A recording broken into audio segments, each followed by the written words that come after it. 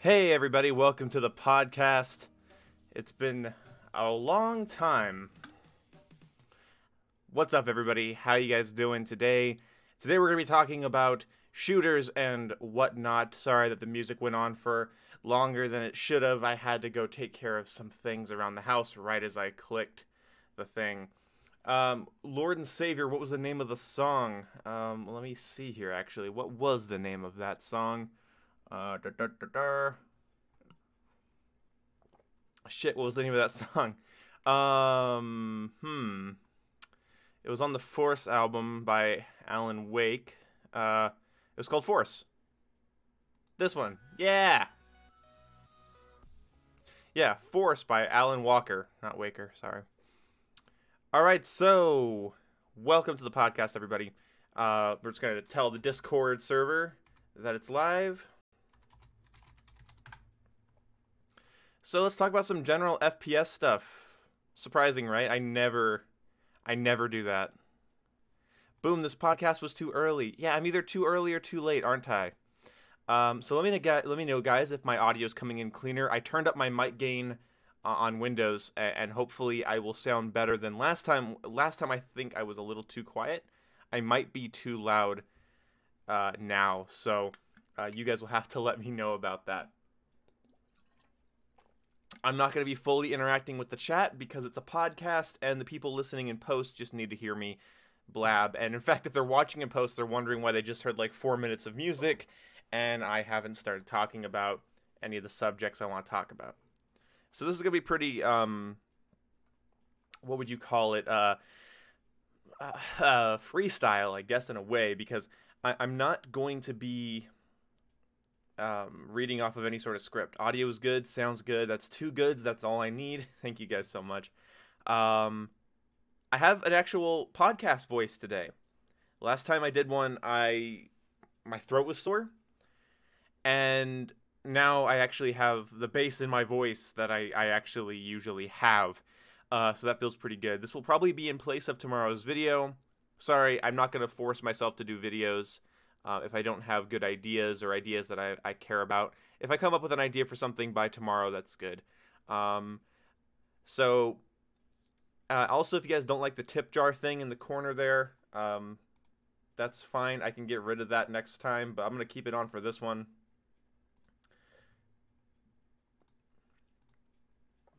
But, yeah.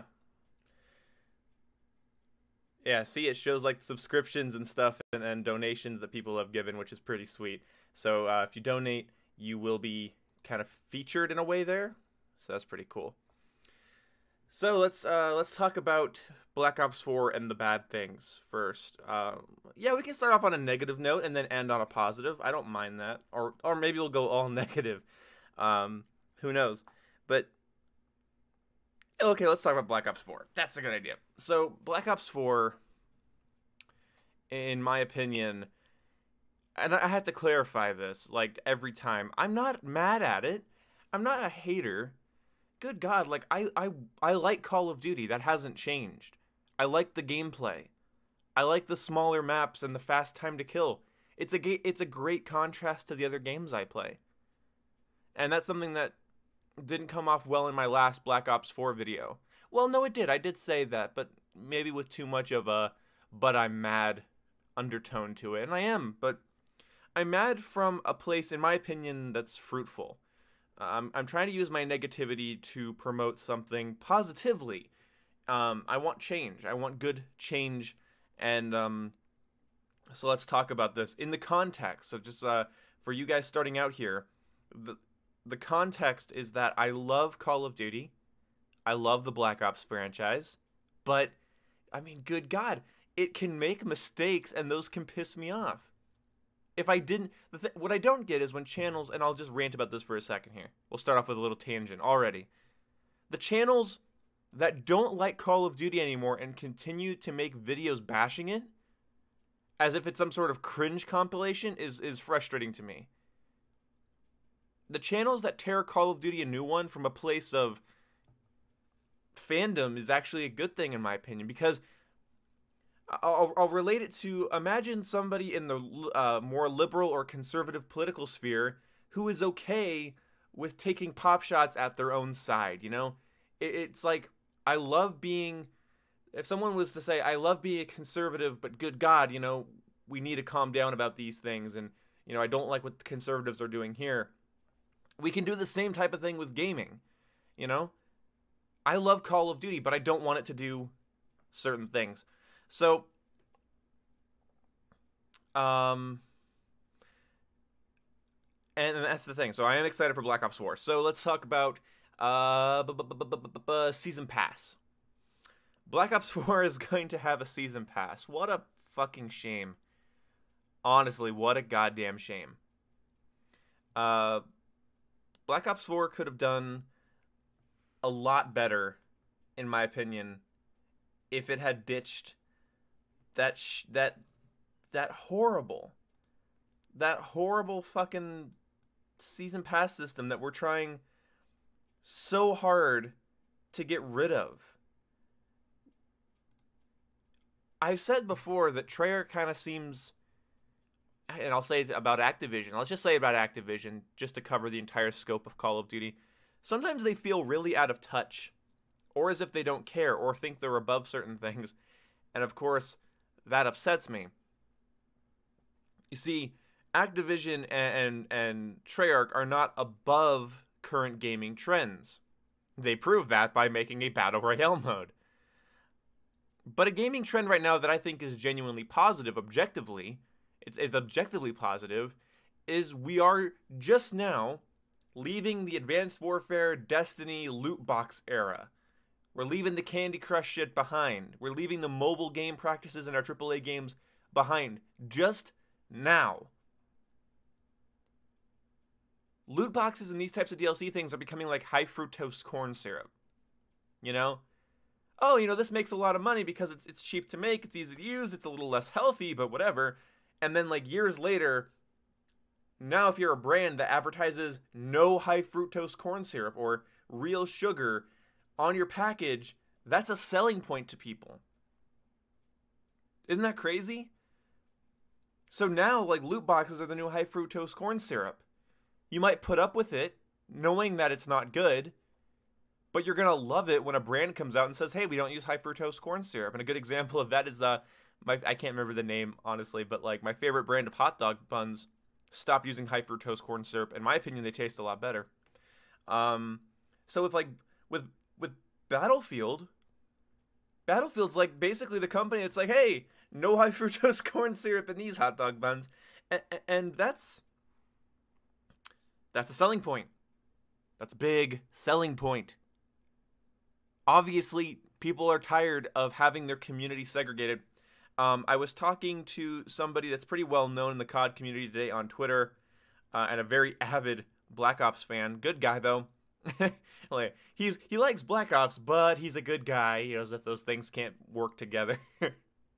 But we're talking about it, and I was pretty mad on Twitter this morning when I woke up to find out about how we're dealing with season passes and the fact that you won't be able to buy the Black Ops Pass content separately. You won't be able to buy individual maps. You actually just have to have the pass. And he was making the argument that, well, cool, that means that people won't be separated. Well, then you have to but the thing is, there's still maybe there's less separation, because when there's 4 map packs, yes, there's people that only have 2 out of 3 map packs, or sorry, 2 out of 4 map packs, 3 out of 4 map packs. Some of them have all the maps, some of their friends have none of the maps, and that does separate them a little bit. So to limit that down to you either have the pass or you don't is a good thing in a way, but it's still an unnecessary separation in my opinion. And that's upsetting. That's upsetting because, again, you have Battlefield 5 saying, well, we're not going to do loot boxes. We don't want to divide the player base any more than we have. And Treyarch's like, fuck it. We can do that. And that's why I feel like they're a little tone deaf. They honestly... Now, I don't know how much the pass will be later. You can't buy the pass separately right now, which is fucking cute. And they better release it separately later, because if you have to either buy the version of Black Ops 4 that comes with the pass, or suck it. Those are, I doubt that will be what happens, but it's possible. I wouldn't fucking put it past them right now. But if the pass is like $30, I'll be less pissy. But the idea of another $50 season pass, Call of Duty, stop. You don't get to have it all. You don't get to have $60 game and then have microtransactions and then have loot boxes and RNG and then do a fucking season pass. You can't do it all. Stop. You honestly, how again, tone deaf. It's tone deaf. They can't fucking read the room of the gaming community.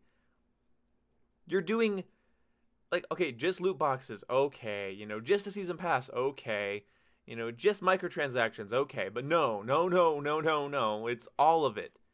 It's all of the worst practices, and that is stupid. You know, at least Rainbow Six allows you to grind for well, in my opinion, an unfair amount of time, way too long of amount of time to get all of the operators. I also think the operators should be released for free, but that's just me. But you can buy them without buying the year 3 pass. You can actually, if you had saved up enough renown from playing a lot of Rainbow Six, especially ranked, which I'm starting to play now, guys, by the way. You know, you can buy an operator that you want. You can buy 1 or 2 of the new operators, you know, and it's a lot of grinding, sure, but at least you can. And whereas like Treyarch is like whipping their dicks out, and they're just like, look at it, guys, doesn't it? It's a dick. I don't know where that analogy was going, honestly. But you know, they're just like, they're proudly saying, you know, you have to get the pass to get all of the main content. Fuck that. Honestly, fuck that.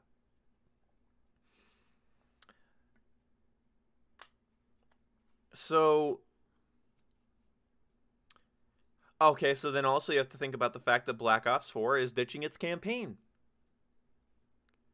For some, you know, missions. You have like a mission for each specialist, I believe. That kind of gives them a bit of a backstory or some training or something. It's like, that's not a campaign, guys. That's not a campaign. If that's a campaign, then Rainbow Six Siege has a fucking campaign. Okay? Yeah. Fuck that. That's really ridiculous. I would be less mad at Black Ops 4 right now if they had a full campaign, especially a co-op campaign. I need another co-op campaign from Call of Duty. I'm sorry, Call of Duty campaigns are fucking fun. I don't get this. As soon as something is announced, like no campaign, people come out of the woodwork telling me that, well, campaigns aren't that cool anyway. No one plays campaigns. Yeah, I do. And they're fun. They're like fucking action movies. And to be honest, they're actually pretty well done action movies. Black Ops 3 is a weak link, but it's still it's a relatively solid narrative. And it's fun. And again, like, they're not small beans either. Like, especially like Infinite Warfare had like side missions and progression. Black Ops 2, I think, had the juiciest campaign out of all of them. And the Modern Warfare games, you're going to tell me that's not a cool story? Or the first 2 Black Ops games? I mean, God, I mean, so no campaign. So they're like, no campaign, but we have miniature missions and Battle Royale.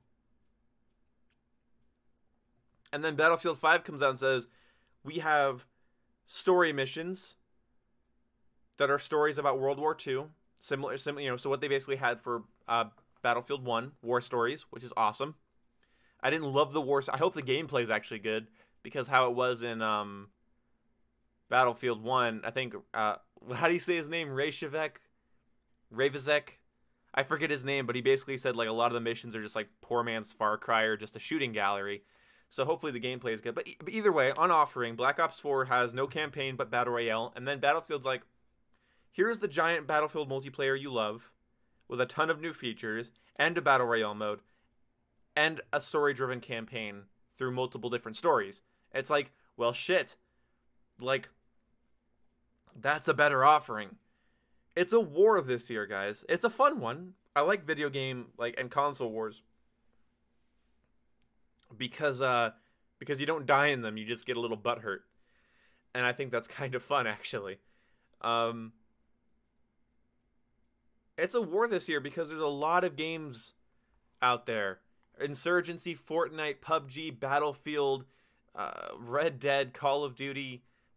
Like, come on, Treyarch, you can't just go, we're Call of Duty, we're Black Ops, we can do whatever we want. No, you can't.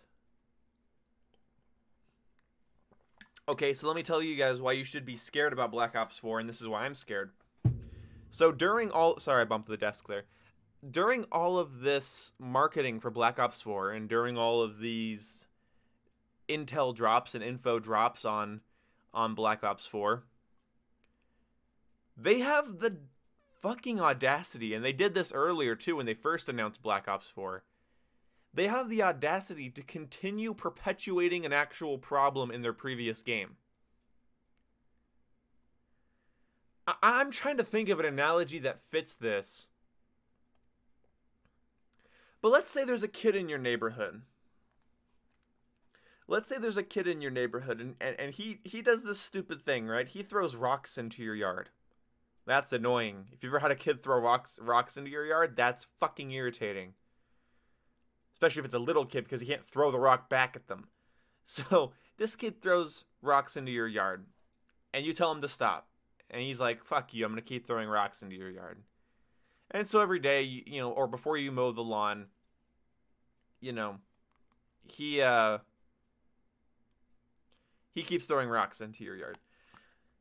And he keeps bothering you with it too, and it doesn't ruin your life, but you're just like, fuck, I have to go pick out like 8 or 10 rocks out of my yard every time I want to go mow it, or it just looks like no one lives here because there's fucking rocks in my yard. Okay, so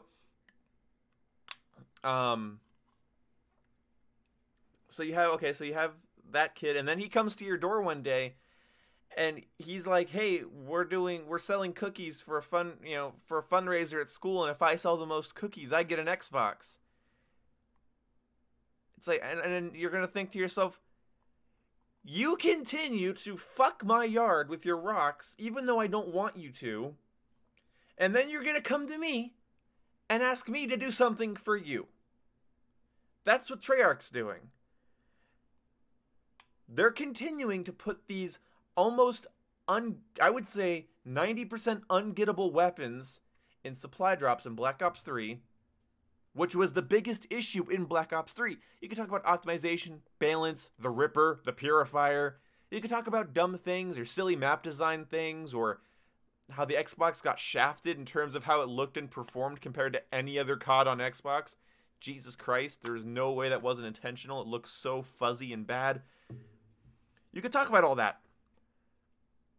Or the lack of PC support for a long time. But no, let's just talk about this fucking supply drop. So, like, you have, like, this issue that I would consider to be the main issue of that game, the thing that, in my mind, killed it for me. And they're continuing to perpetuate the issue while trying to get you to buy their new shit. How?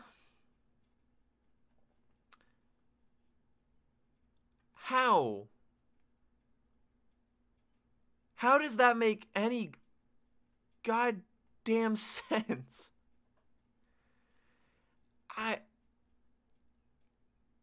That's why I think they're tone deaf.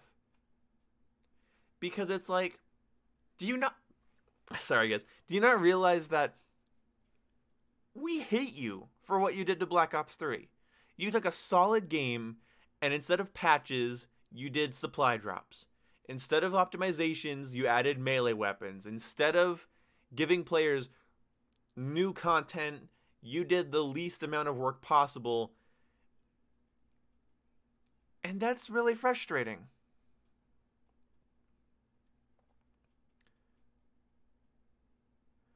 So, I don't know how that makes you guys feel. And you guys can write in the comment section if you've gotten to this point in post, or in the chat if you're watching live. Because that's a big no-no to me.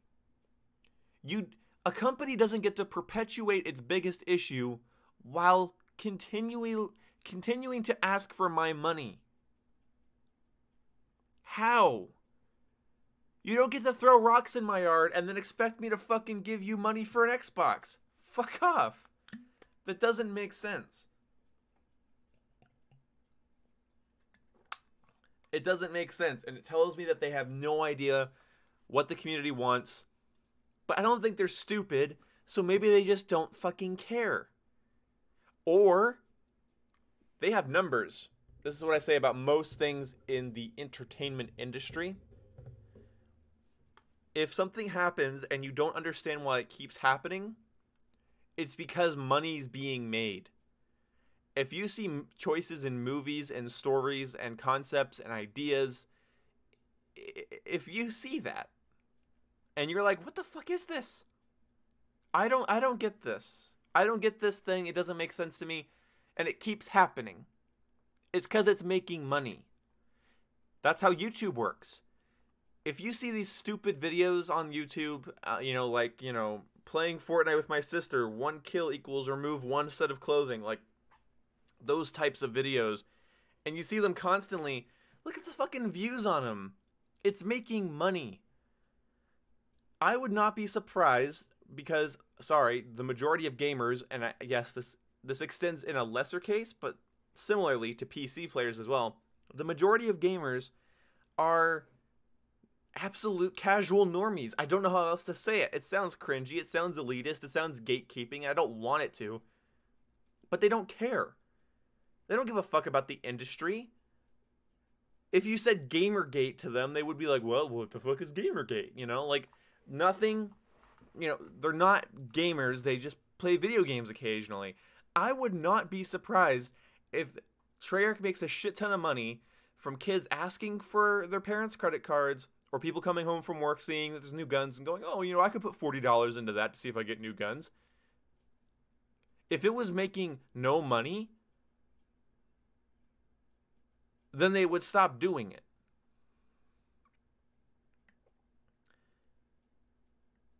So that means it's making money, and so you almost can't, because then you kind of your frustration then shifts to the community, right? Because it's no longer Treyarch and Activision being assholes, which they are, but it's more like, hey, wait a second, they wouldn't be doing this if it wasn't being promoted.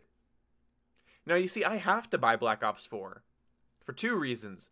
Personally, I love playing Call of Duty, and I love trying the new ones out every year. And I'm a YouTuber.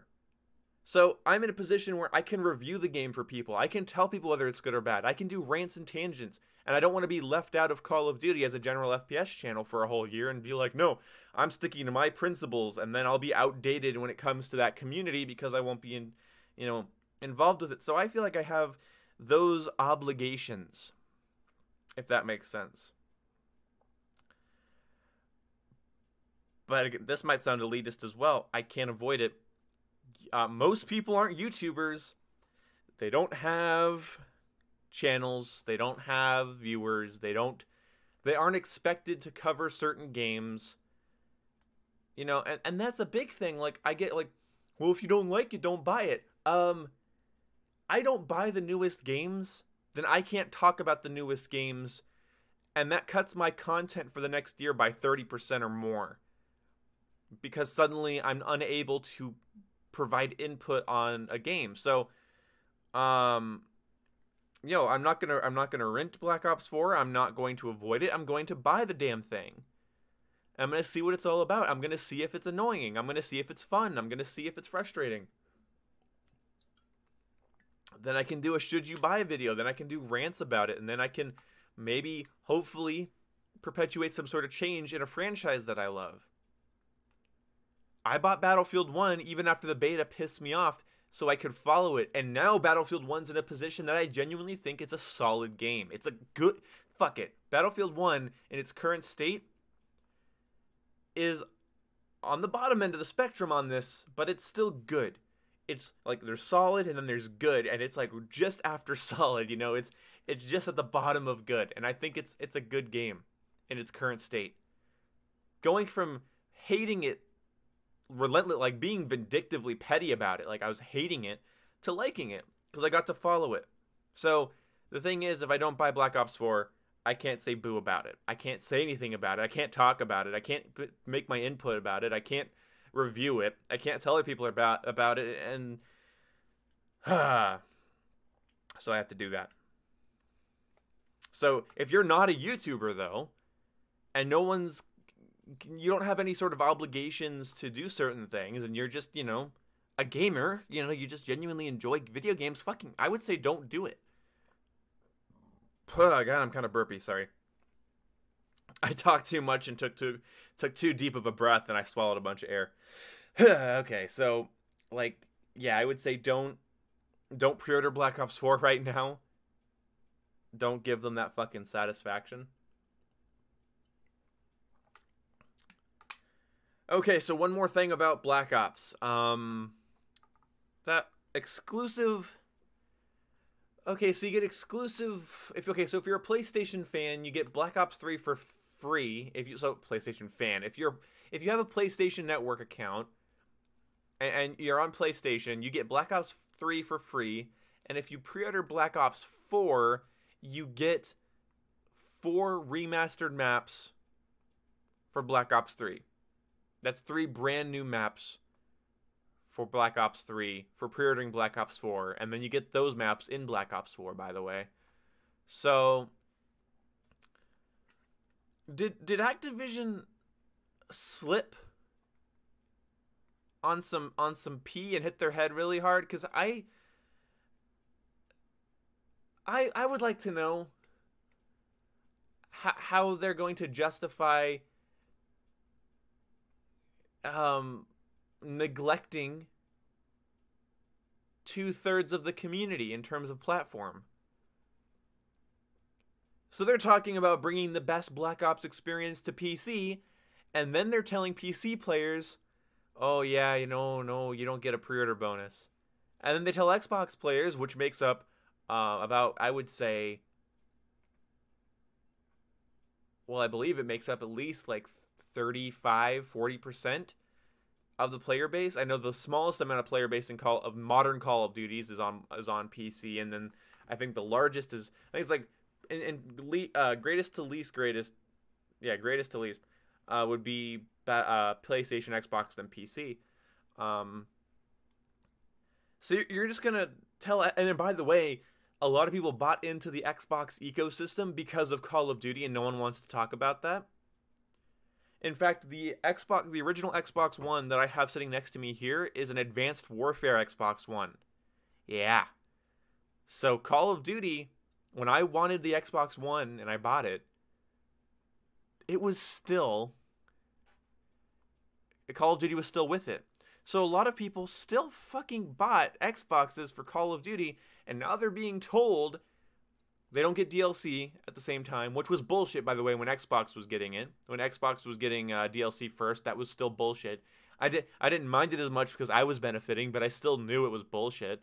And now that I'm not benefiting from it, I'm resentful and I know it's bullshit. I'm going to be honest about that. So you have this huge Xbox community for Call of Duty, and Call of Duty's always at least in the top 10 most played games throughout its life cycle on Xbox. And you're going to tell them, oh, sorry, pre-order the game and you get nothing. Cool. Yeah, that exclusivity deal is biting you in the ass because 2/3 of the platforms just went, hey, why would I pre-order? Fuck you. Because it's like, okay, well, Treyarch, you love money. You love more money. You're obsessed with getting money. That's all you're going for with Treyarch games, and you're just going for money. You're the most money-grubbing Call of Duty company, but yet you must not like money enough because you're not giving incentives to everyone. If everyone has incentives, you're more likely to get more pre-orders. But so the entire Xbox community is probably thinking, why would I fucking pre-order? So, I have an issue. I have an issue with that. And honestly, you should too. You should too.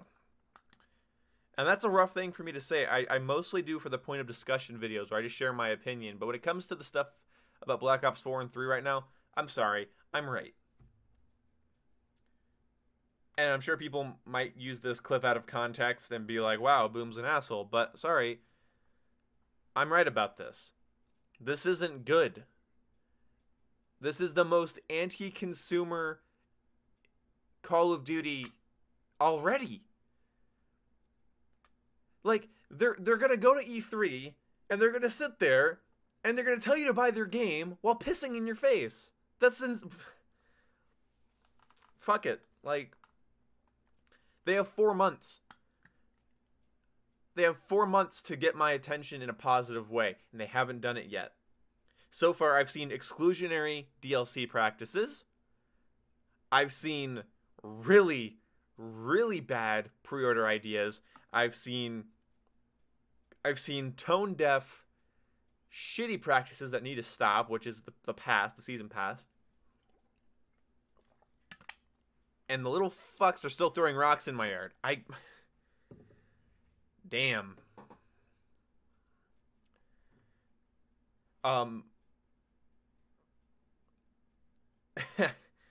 Jesus. Man. So I guess I'll end that little discussion there by saying I do not think COD is dead. I'm not anti-Call of Duty. I'm not going to turn into some sort of make Call of Duty great again channel. I'm saying currently, in its current state, and you guys know that I take more balanced, nuanced positions. I go out of my way to try to make sure they are. In its current state, things are not good. Things are not positive.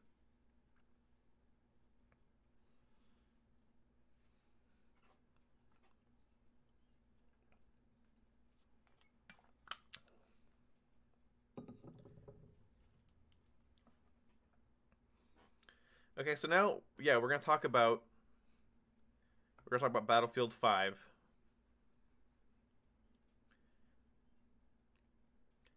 First thing we're gonna talk about is actually something I'm kind of upset about. It's not with the game itself, but it's with the community of Battlefield. So, right now, I'm gonna boil it down to point my mic more towards my mouth. I'm gonna boil it down to about 2 points or 2 sides of the Battlefield 5 discussion. You are either a beta male feminist cuck, or you're a toxic misogynist that needs to leave the community. You guys know what I'm referring to. So with Battlefield 5, you can choose to play as a woman, if that's what floats your goat. Doesn't float my goat. I'm not gonna play as a woman. My girlfriend said she would. She said it doesn't make her like the game more, but it's like, hey, you know, that's cool. I'll do that because, you know, player agency. So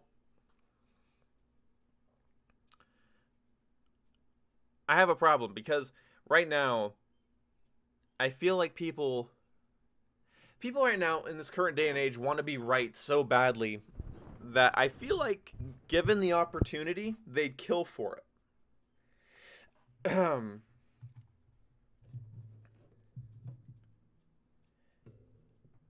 And I I don't know. So I don't think being angry about women in Battlefield 5 is that productive. I think it comes from a fear of leftist ideology, which I think is warranted. I'm not saying liberals. I'm saying leftist ideology. It's a very important distinction. Radical leftist ideology. I'll add that to it. So they're scared of this like forced diversity quota shit, and so they get upset when they hear about it. And I believe though it's the same or similar type of people that were upset that there's a female droid in Solo, Star Wars story. And because they're not seeing it as a female character, they're seeing it as a push of an agenda. And I mean, I'm sorry, that's not accurate. And I did my video on my honest opinions about Battlefield 5 where I stated that like if only a quarter of only if you took just the women on Xbox, got rid of 75% of them, and 25% of them bought the game at launch, that's over $300 million. That's big. It was like $370 million, 700,000. Good God. Like, that's big boy money, even for a game studio. Because you have to think about, Take-Two Interactive said that a big AAA game is about 60 million. So you could up that to 100 million, but if you sell to 25% of just the Xbox player base of women, you have over $300 million. Holy fuck. That's incredible. I've done the math on it. It's rough, and I'm not saying that's what's going to happen. Hell no. But that's what they see. They see that potential. If only a quarter of one platform, if only a quarter of one gender of one platform bought the game at launch, that's $300 million.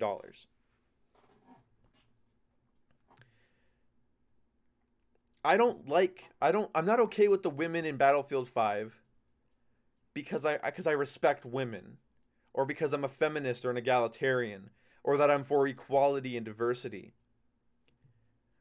I know it sells games. I know it makes people want to play games, and that's why they said everyone's Battlefield. They weren't trying to do some sort of leftist fucking ideology. It's just everyone's Battlefield. Battlefield has excluded women in its multiplayer up until Battlefield 1's In the Name of the Tsar DLC. That's a lot of Battlefield games where you cannot play as a woman. And that's inaccurate. That's fucking inaccurate.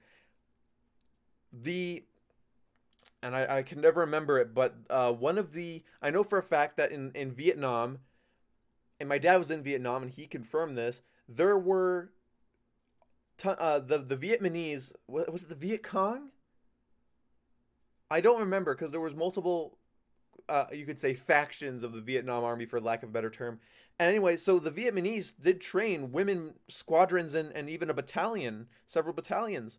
So there were women sharpshooters and snipers and scouts and patrols. And yet, where are those women in Battlefield Bad Company Vietnam or Battlefield Vietnam? Okay, and then the modern U.S. and U.K. military combined would have about 20% women, and yet there's no women in any of the modern Battlefield games.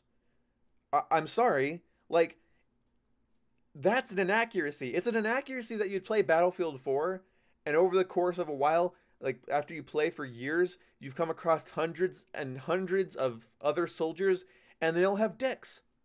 That's actually inaccurate. You should at least see like 10% women. So yeah, they haven't been represented, and therefore that demographic hasn't been reached. Now it's being reached. Is it the best time to try to reach it with a World War II game? That's a good debate. That's a good question. I'm not sure. I don't have the answer to that one. But I know why they're doing it. And if my girlfriend's like, "Hey, that doesn't make me like the game more, but that's cool. I'll play as a girl." And my friend was like, if you watch the Battlefield 5 trailer, the lady has the prosthetic arm. And this guy, and one of my friends, he's like, I want to use a prosthetic arm. He's like, that's kind of cool. Like, is it realistic? No. But it's the aesthetics. There's so many actual gameplay things you're going to do in Battlefield 5 that aren't realistic. Are you really studying people's cosmetics? I don't think so. But here's the problem. Is generalizing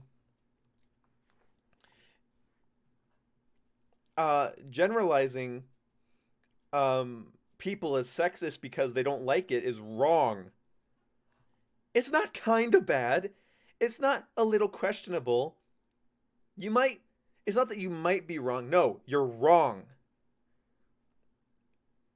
Every community is going to have sexist, toxic, racist, rapey people in it.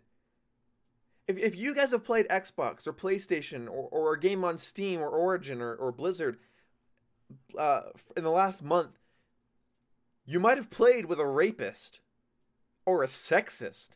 You might have played with somebody in Overwatch, which is a pretty progressive game.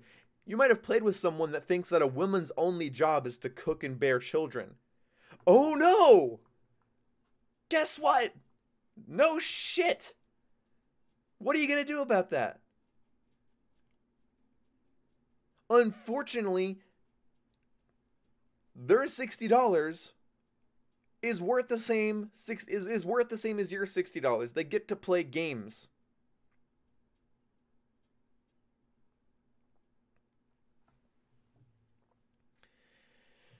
So no, I'm sorry, Battlefield fans, you cannot remove misogynist, toxic people, and I do agree they're there. I don't know why, just because liberal, and I don't know if I should say liberals in this case. I'll go back to, I'll say radical liberals. Just because they keep crying wolf, the radical liberals, they keep crying wolf about racism and sexism and cultural appropriation and lack of diversity. And, you get some of them that are like, wow, Supergirl's a great show because it's all about girl power, but it's too many white women. You have those kind of diversity forcing. God, they act like fucking fascists. I don't like them. I don't think, well, it's not that I don't like them personally. I don't like that idea. I think it's ridiculous. So anyway, you have them and they're doing their shit and all of this, but that doesn't mean they own those concepts. You know what? You can be a moderate conservative. You could even be a centrist. You could be someone that doesn't even want a label at all and still be against the people in the Battlefield community that are saying shit like, well, if there were really women in combat, and I read this in the chat, and I read this on, I've seen this on Twitter too, but it was like, oh, women in combat would actually be raped and stuff. It's like, why go there? Why go there? You want to talk about like the setting and stuff, but fine, but really? It's a video game, you fucking mongoloid. It's a goddamn video game, and they even said it's historical fiction. We're going for historical fiction. We're not going for realism. I'll look at the chat here for a second. Boys or men, especially the insecure ones, don't want to be beaten by female character or gamer. I'm sure that exists, but I don't think that's the issue. See, I don't want to characterize them as like, oh, you're insecure, or oh, you're sexist, or oh, you're rapey, or all you're no, like, sorry. What I think it is that they're scared of a leftist ideology, and so, well, it's what okay, sorry, the radical left created the radical right. The radical right is a product of everything counter left.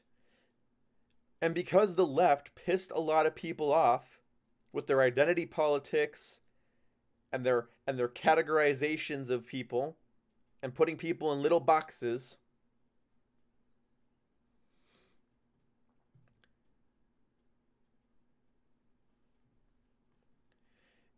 because people are sick of that, they're going to fight it anywhere they see it or they think they see it. That's really what it is, in my opinion. And I think I'm right about that. I'm not saying there aren't insecure, sexist, misogynists. Fuck, I've seen them. There's certain things that you'd only say if you were that. If there's something a little bit wrong with you. So but the thing is that a lot of them do have a genuine concern about the setting being, handled poorly because of all these crazy cosmetics and allowing people to do whatever they want with face paints and women and prosthetic arms and stuff. And that's why I think they do need to have a button similar. Actually, you know what? Modern Warfare Remastered had this button on a smaller scale, but if you, in the settings, you could turn off character patches and customizations, I think. So you couldn't see certain like patches and stuff. So I know it's a smaller scale, but like they could maybe do that for Battlefield. So people only have the default skin. But okay, so here's the thing. People are saying that it's trying to force diversity, and even Shoeonhead, a YouTuber that I love, bless Shoeonhead. She was even like kind of like saying that Battlefield 5 she was like saying that Overwatch does diversity correctly, and then Battlefield 5, she's like, I don't even know what the hell they did or what they're doing. It's not diversity though. Think about this. I'm gonna get people on the podcast in a minute before we end this. So if you think about it though, how is it diversity? It's an option. Okay, so most people choose characters that kind of look like them. The majority of online gamers and the majority of Battlefield players are probably white dudes. Sorry. It's, I don't know if you want to call that privilege, but it's the majority privilege. It's like, okay, most, you know, you have all, you know, you're going to get a lot of white you're going to get a lot of white dudes. If they really were pushing for diversity, they'd make it so if you play as this class, you're a woman. If you play as this class, you're a black man. If you play as this class, you're a Hispanic dude. If you play as this class, you're not white, you know? But they're letting you do whatever you want. They're letting you do whatever you want. If you want to be a white dude, if you want to be a chick, if you want to be a black man, if you want, whatever you want to be. That's not forced diversity. And well, it would create a more diverse landscape.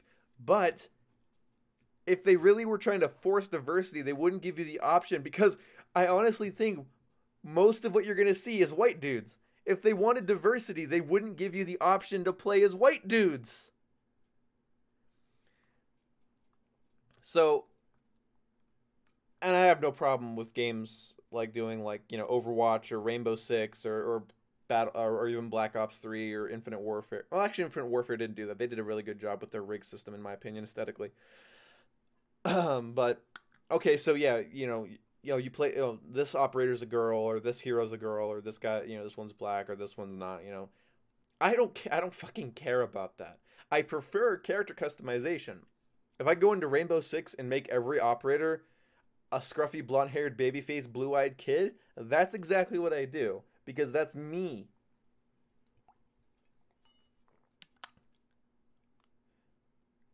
So yeah, it's not, how is that, like, yes, it'll make a more diverse landscape, but if the majority of people use character customizers to make themselves in the game, or to make themselves look silly, but, you know, they make themselves. So it's going to be a lot of white dudes. It's going to be a sausage fest. White, black, Hispanic, Indian, I don't fucking care. Asian, there's probably, I hope you get to play as the Japanese. I hope you get to play as the Japanese. But it's like, I don't fucking care. I don't fucking care. Like, it's gonna be a sausage fest, so fuck off. You might hear an occasional woman go, there's an enemy over there, and what you're gonna do, like, toss your controller, toss your mouse. You're just like, fuck it, this game's fucking ruined by feminists. I don't get it. I don't get it. Constructing sandbags out of thin air with a toolbox doesn't break immersion. Female soldier killing Germans kills immersion immediately. Like, come on, guys. You have to go both ways with it. If you're going to go the realism argument, then you have to go both ways with it. But Battlefield 5 in general, I think, is a really cool looking game. I think some of the graphical choices need to be changed. I think it's going for form over function. I think it's a little messy right now aesthetically with its contrast and muddy darks and all of that, but it's not a racist thing. I'm talking about light and dark contrast. It's got too many darks in it. There's negras in my game. No, Jesus, no.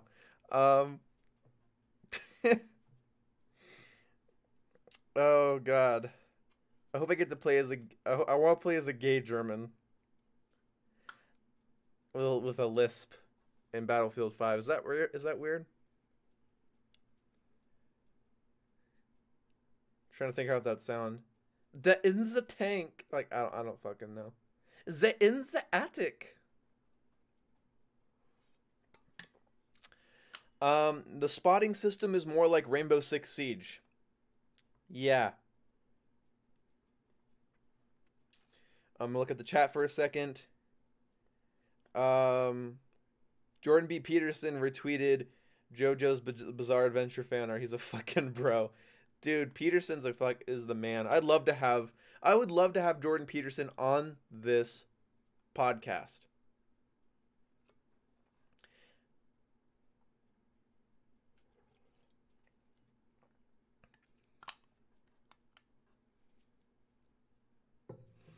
So yeah, you only 3D spot people in Battlefield 5 if you fully suppress them. If you look right at somebody and spot them, it gives an indicator of what class they are and where they were when you spotted them. But if they move, the icon won't follow them. So it's and also you get to like ping areas. You guys know how that works in that wasn't a fart, that was my chair. If you guys know, this fucking chair is so squeaky. Okay, so if you have if you like, okay, so you see a window in Battlefield 5, you get to like look at it, and on console it'd be like tap RB, and then you've pinged that window, and it tells your team to look up at that window. That's fucking awesome. There's so many little features I'm so happy about. You get to like deflect grenades, you get to throw them back, you get to diving gives you less explosive, makes you take less explosive damage. The destruction is actually dynamic. The gunplay is actually quick. God, it was so nice watching Westy play with the Bren in Battlefield 5.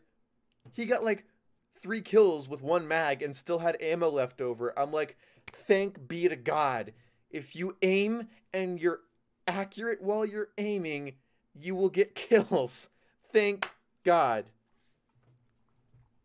It was a fart, stop lying. No, it's this goddamn chair. Okay, look at the chat a little bit more, and then we're going to start taking callers. It was a fart, stop playing. God, this fucking chair, man. Like, I don't know if you guys can hear it. I'm trying to get... Like, look at that. Listen to that. That's horrible. Have you read Peterson's book? It's a great read. I need to buy it. I'm going to be buying it. I want to get 12 Rules for Life and Maps of Meaning. 12 Rules for Life... I think I'll agree with more than Maps of Meaning. There's probably some things in Maps and Meaning that are going to conflict with my views, but that's fine. That's a good... Isn't that one of the rules in the book, is listen... He's not my enemy, but it's the same concept. Listen to your enemy because they might know something you don't. Which, by the way, I'll just finish up that Battlefield 5 discussion. That's why we need to not segregate people and tell people that they're wrong or should just leave the community if they think a certain way. They have things to say. You can't just categorize people and then dismiss them. Guys, if you go read my Twitter bio, there's a reason it says FPS YouTuber with a heart of gold. If you can't argue with me, categorize me.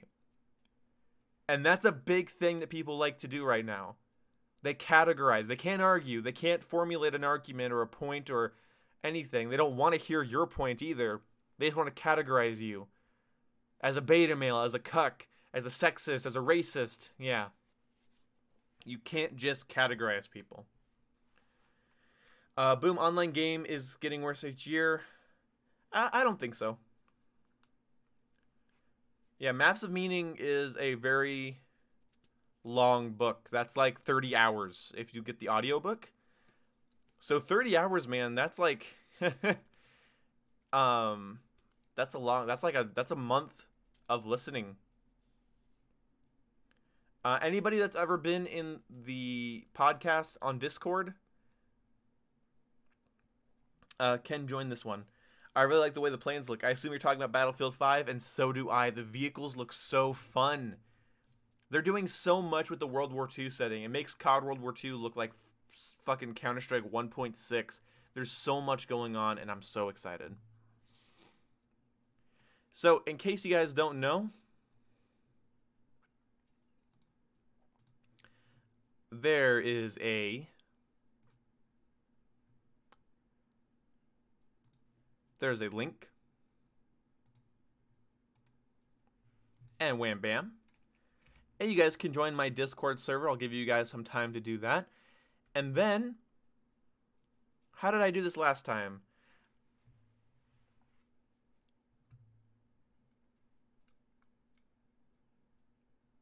That's right. I will get a list of people that want to join in the Discord server.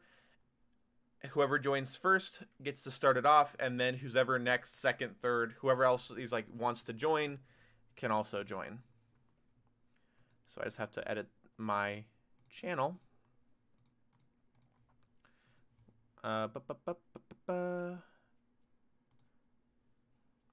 You will the channel that I have is invisible, so you guys have to, once you join the Discord,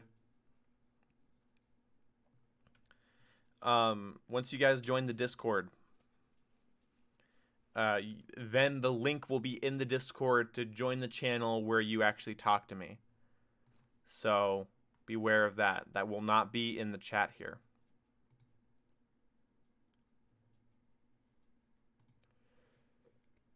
Oh, I'm trying not to puke on stream, guys. Okay. So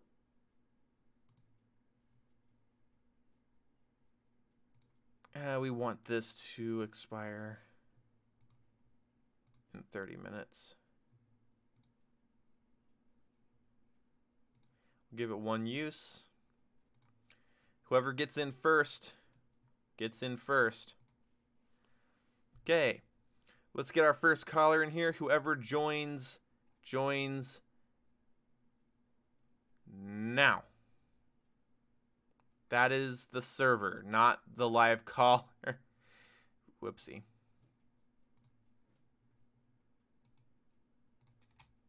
Boop.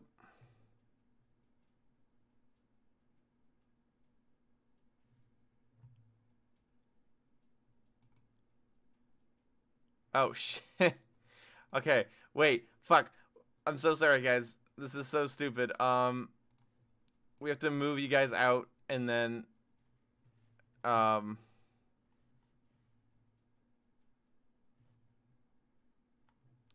gonna have to move you guys out. People are still joining it. Oh shit. What have I done?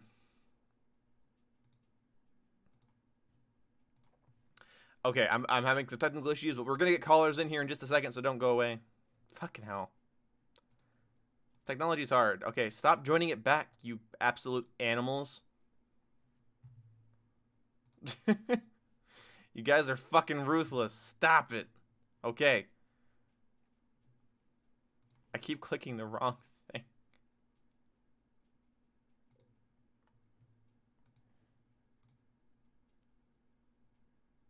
Okay, so I'm now in the channel, and now we'll see who gets in first.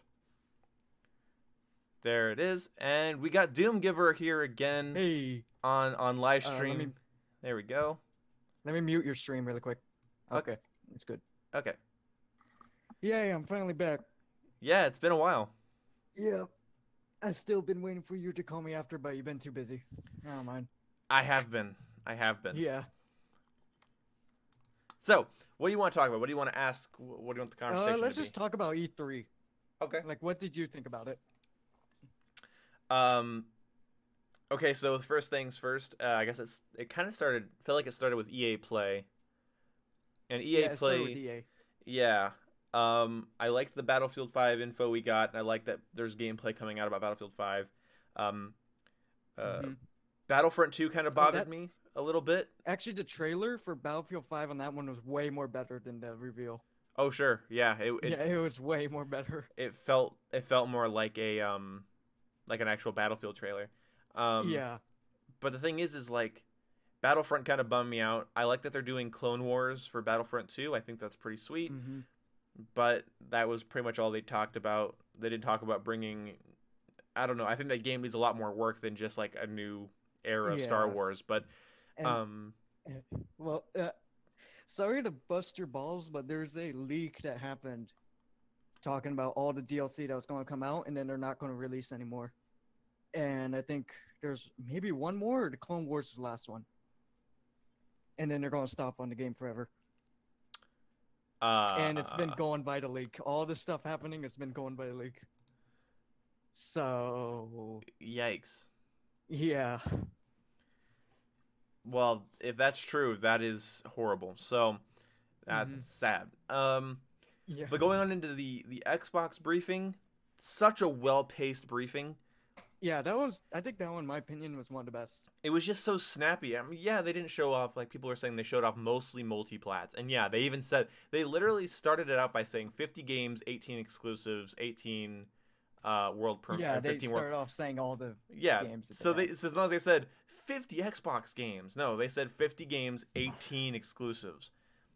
Yeah. Which is pretty cool that they did that. It was very honest up front, and I'll just kind of jump ahead here, I Um. guess, to the PlayStation one, where they were not Yeah. very clear as to what was a Hey. PlayStation exclusive. Wait 1 second. I have to do something really quick. I'll be right back. Just a really quick mute. Okay. Our caller is apparently busy.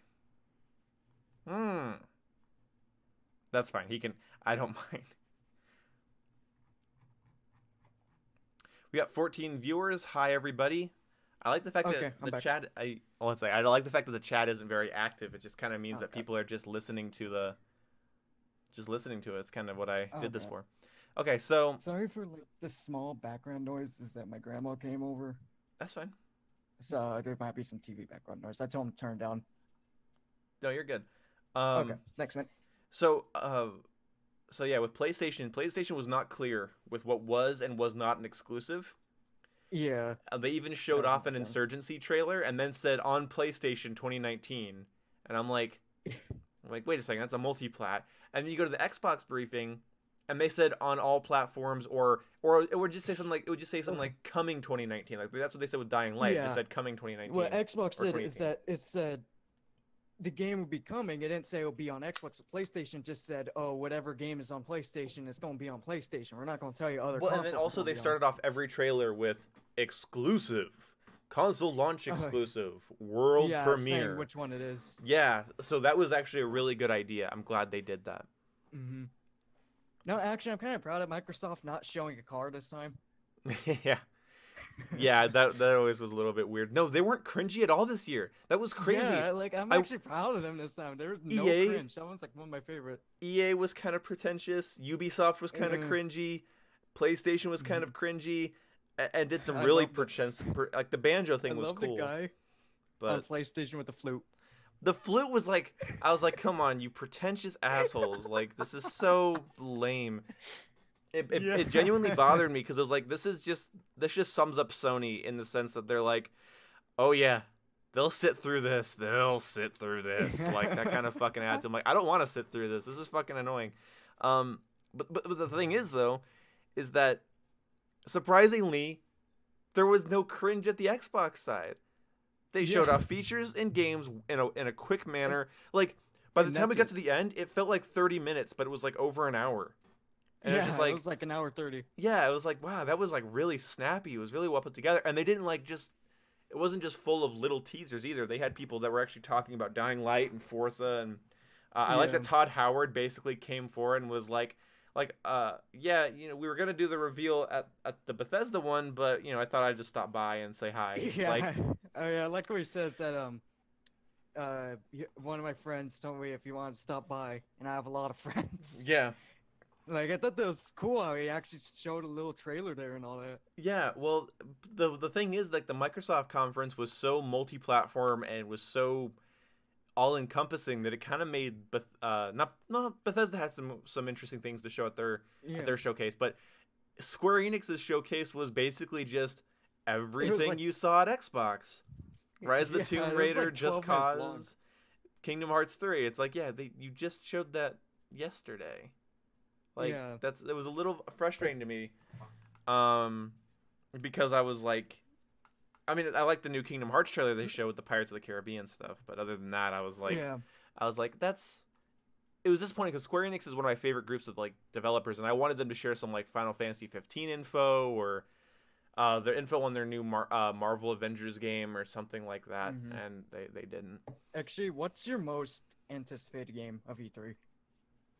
Like, which one are you most excited to come out? This guy doesn't know the answer already. Yeah, everybody I already do know. Everybody laugh at him in the chat. Everybody laugh at him. He doesn't. He's asking what's my most anticipated E3 game. Yeah, I already know. Yeah, you do.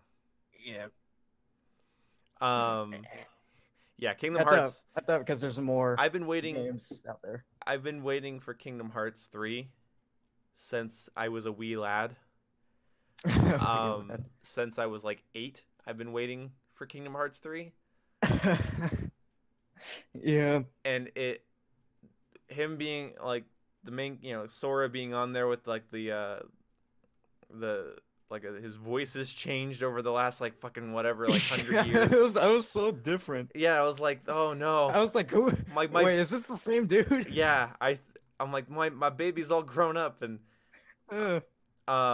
but no, Elder Scrolls looks great. Fallout 76 looks. I need more information. Other than Kingdom Hearts, did I say Skyrim? I'm actually excited for the next Smash, because I was a big Smash player. I love Smash, but I haven't bought a Nintendo console because I always feel like their life cycles aren't very long and they're very proprietary. I think you should no just in case the Switch, in my opinion, you should not get it just to play at home. You should only get it if you're going somewhere.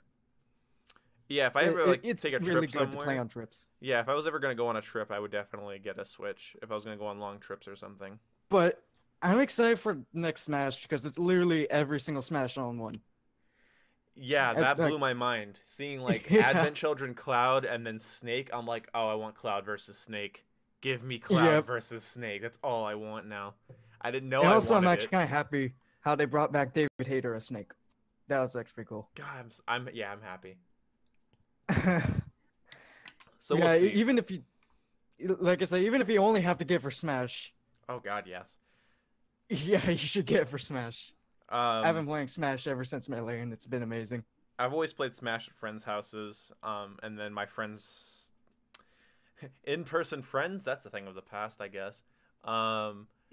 For me, and so I stopped playing it. But yeah, I used to play like N64 Smash at my friend's grandma's, and then Melee at his house on his GameCube, and then on the Wii at my other friend's house, and then around the time the Wii U came out, like friends moved away and stuff, and so I haven't really played since Brawl actually. Yeah, so it would be Brawl was the last one I played. But I've always loved the series itself. I remember playing Brawl a lot. Like I didn't play Melee as much because I was like really young. But I remember playing Brawl a lot. Actually, no, what I do remember off of Melee is deleting the save account on there multiple times on accident. And everyone always got mad at me for it, but I didn't even know what I was doing on there. But yeah, I played a lot of Brawl. And I mean a lot. Probably too much. Smash 4, it didn't really caught my attention as much. Some things I didn't like about it, especially where it didn't even have a campaign in it. Oh, where Brawl did. And I was just like, we get a fucking board game off a campaign. And it's just like, what the, like, why would you give us a board game? Yeah, I agree. That's even if this new Smash doesn't have a campaign at all, I still would play a lot since every character. Yeah, it's every character and really in almost every map. Yeah, it just kind of feels like the definitive Smash game. It's like this is just, you don't need to play the other ones anymore because you can pit Meta Knight up against Bayonetta. Like it's just there for you. That's incredible. That's incredible. Well, like who's a Brawl character that didn't get into 4? Other than Snake. A Brawl character that didn't get into 4, I think. Like, I didn't play 4 as much, so I don't remember. I don't think King DDD was in 4. No. The Ice Brother, or whatever you call it. Ice Brother. Remember the Ice Climbers? Ice Climbers, yeah, they weren't in there because it didn't work. They better not be as frustrating as they were in Melee, because I've beat up my friend because he got me in those loops with them. No, and I've tackled they weren't my as friend. bad in Brawl. So... I tackled my friend when he would do that. He was like doing it. I just looked at him. He's like laughing. I just like set my controller down. I'm like, bitch, and I was like, and I'm just like knock him down. It was great. That's the same thing with my brother when we played a lot. He played a lot of Marth, and he kept on countering my attacks, and I used to get so fucking mad. Yeah. I love Nintendo games because like they're unapologetically friendship ruining, and yet they're the best thing to play with your friends. Yeah. Mario, like think about it. Mario Kart, Mario Party, and Smash Brothers are like the most friendship ruining Oh, things yeah. you can do. You, you can have a lot of fun or a lot of fights. Yeah. It's like doing private matches in Modern Warfare 2 or Halo 3. Someone's thrown a controller by the end of it. I remember hearing the story. I think it was off this one streamer I watched, but they were playing Smash, and this guy, he had a tattoo of like something on it. I think it was like "Think critically." Mm, And what ended up happening is that they're playing Smash, and the guy, he was mostly like a big douchebag, sure. and the guy he lost to the douchebag, and what ended up happening, he looked at him saying, holding up his sleeve, saying "Think critically." The guy threw a controller on the floor and walked out and never saw each other again. Like, That's the best thing about Smash. You know what's weird? yeah. I think this is a really important, like this is kind of getting to like the psychological side of things, but I think there's like a really big, it's important. I think the reason we like games that are really frustrating to lose at, it's like it matters more. Like Rainbow Six is a good example Yeah. of that. Because like if you ask any hardcore Rainbow Six fan, they'll tell you the game is shit. The game is aggravating. Yeah, The game is that's true unforgiving. with every game. It's well, sure, but like with Rainbow Six, Like, like not every game, but I mean every competitive game. sure, but there are games Because that are every like single competitive game I've played CS:GO, Overwatch, Siege, all that crap, and I always say the game is shit right. because it But that's frustrates a lot. but that's kind of the fun part about it. It's like, but like with certain games, Yeah. they're so unapologetically mean. Thanks for the subscription. Thanks for the subscription, man. I didn't see the name because it just flew by. Damn it. Well, thanks. I can check who that was. 1 second. Someone just subscribed. That was cool. Yeah, you do that. Uh, Rolly plays. Hey, Rolly plays. I see you in there. You're in the chat there. Hello. Um, thanks for the subscription, man. You added to my little tip jar. See, guys, there's a little grump head in the tip jar now. Oh yeah. That means I got a subscription. Appreciate it. Um, Just stuck there between a fuck ton of coins. yeah, that was pretty nice of the last two guys to donate those coins to me. Yeah. Shout out to Thousand Fool and Trey. So the so I would say it's probably something really primitive about that. Like the games that are just kind of Mhm. mushy, you can just kind of I think mindlessly I play. think it's also fun to rage at competitive games, especially when like it's fun raging. You feel like shit, but when you look back, it's like the funniest thing ever because you don't know what the hell you're saying. Yeah, it's right, exactly. Well, that's the fun thing, but I just think people like if the more frustrating, the more unforgiving a game is, not just competitive, Mhm. like unforgiving and relentless. I think there's more of like an emotional pull on it because it's harder. It kicks your Yeah, ass more. you like I've seen so many times with many streamers and stuff. If they play a hard ass game and they just continue, they But don't stop, yeah, and they go on for well, we like 4 crave it. hours Our straight brain playing this loves hard game. challenge. Our brain loves challenge. Hmm. I noticed this with me in Like, Call of what is a Duty. game without challenge? Well, like Call of Duty is a pretty easy game in my opinion. Well, it's not easy. It's only as easy as the people you're playing against. It's intuitive, I should Yeah. say. It's not like the hardest meta to learn. But the thing is I started like missing running into clans. I stopped doing it. I stopped running into clans Yeah. recently. I don't come across full teams, and I'm like, it kind of makes the game feel boring when I don't have like a group of well coordinated people Hmm. that feels good to fight. I think another thing is that with many games like I think like the most fun I've had out of games was playing the games on hardest difficulty Yeah. because that's a major challenge. You need to know everything about the level, every way to do it, I've become any more ways to attracted to not that get yourself recently. screwed over. Yeah, I've become more attracted to that recently. That's why I'm doing. Hmm. Me and my friend are playing through all the Halo campaigns on Legendary. Oh Uh, yeah, that video. yeah, I need to find out how to balance the audio because MCC has really shit audio balancing. Hmm.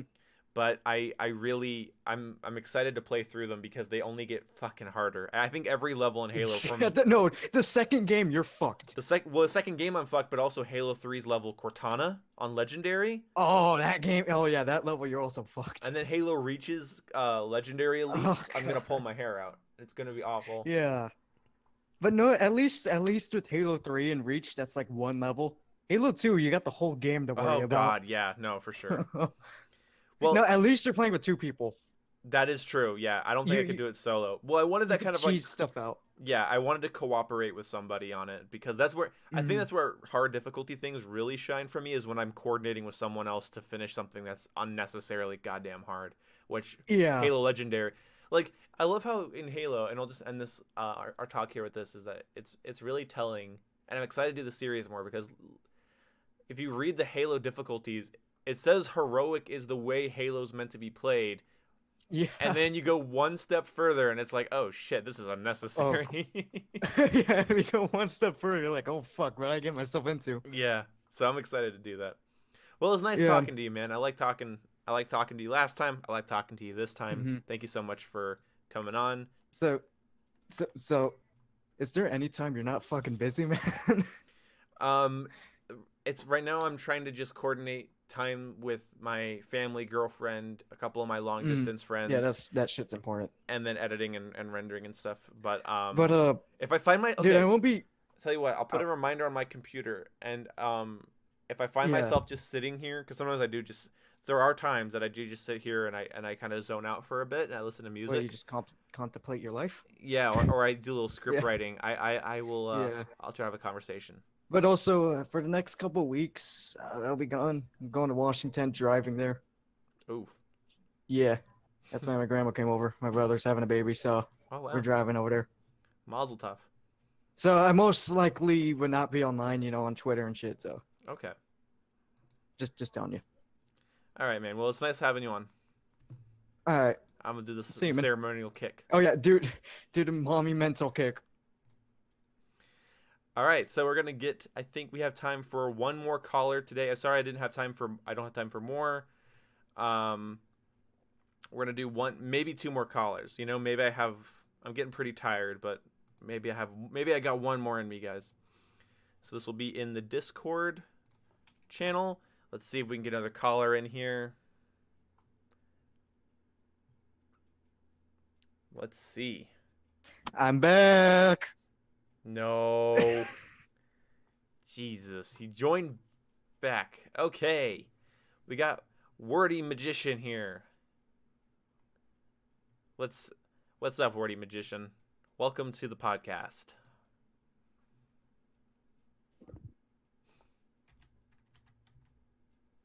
Uh, sup? What's up? I didn't think I'd be talking to the one Boom. Oh my goodness. Okay. Um, How long have you been a subscriber? I've been watching you for, I guess, yeah, a year. Wow. Oh yeah, something I noticed about your profile picture kind of reminds me of the Game Grump. So I like it. It should. It is based off of that. My girlfriend was messing around with like making grump heads, and she made one for me, and I'm like, I'm gonna use it because at the time the Game Grumps were actually changing their style of grump head, and I remember that Aaron Hansen said he liked it when he saw people using it because it was like kind of like his legacy. And I was like, you know Yeah. what? I'm gonna do it, and it just kind of fits my channel, and it kind of fits. Also, it's just kind of how I look in real life. I have a very round head. But anyway, um, so what do you want to talk about? What do you want to? What are your questions? What are your conversations? Well, I was in your chat. My name was HitCat15, but I didn't think I joined the Discord server just yet. But basically, I want to talk about Black Ops 4 and Battlefield 5, I guess.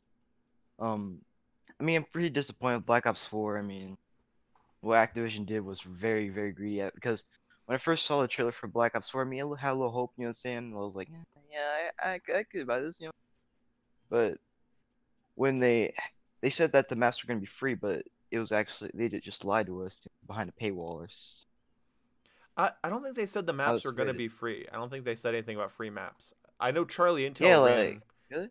No, well, Charlie Intel was assuming that they might be free because they hadn't released the season pass version yet.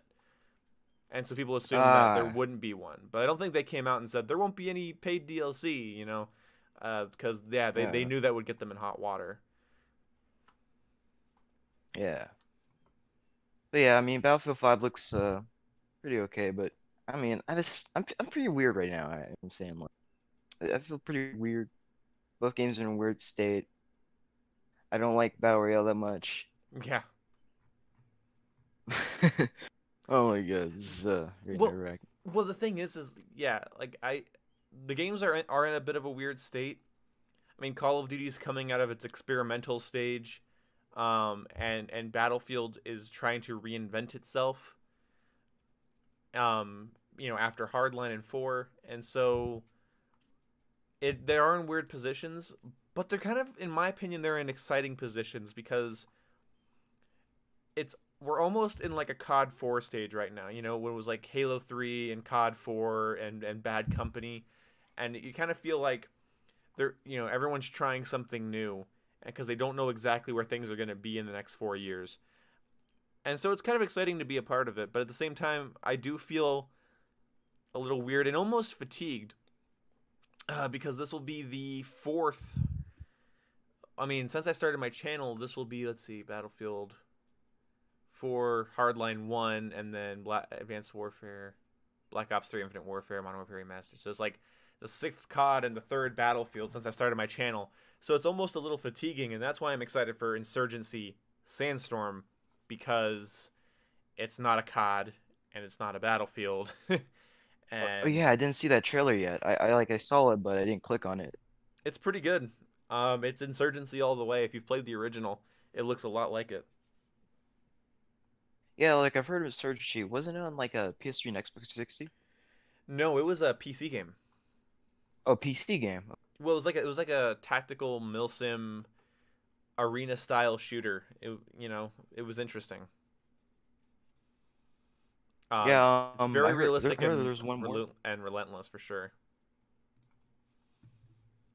I heard there was like another PC shooter that's coming out that's like Battlefield. What was it called? World War World War 3. 3. Have you seen it? Yeah, Yeah, man, that I looks watched really that good. trailer. It looks like it could be good, but if it doesn't have the full backing of EA, like a company like EA and DICE to promote, to do marketing for it, and it won't have the Yeah. AAA budget, and that does matter.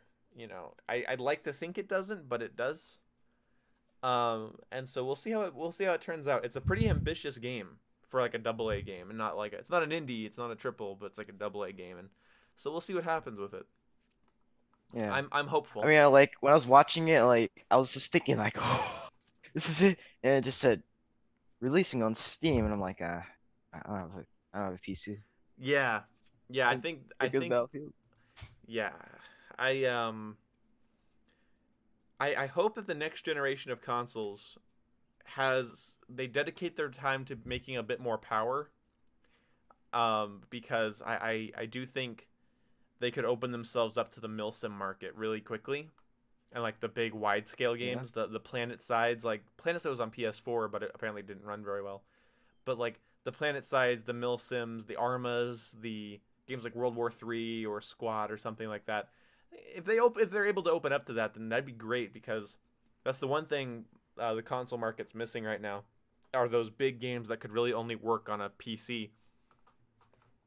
Um, but if Microsoft purchased something like Bohemia Interactive and it's like owned Arma, or bought up this World War 3 game, that would be very interesting. That'd be a very interesting Yeah. move, because fucking Microsoft's buying companies. They own Playground Games, they own Undead something. I forget what Undead Labs or something along those lines. They just started buying up a lot Yeah. of development studios, and it'd be interesting to see if these like PC only games get purchased by Microsoft. So that would be interesting to find out if that happens. Yeah.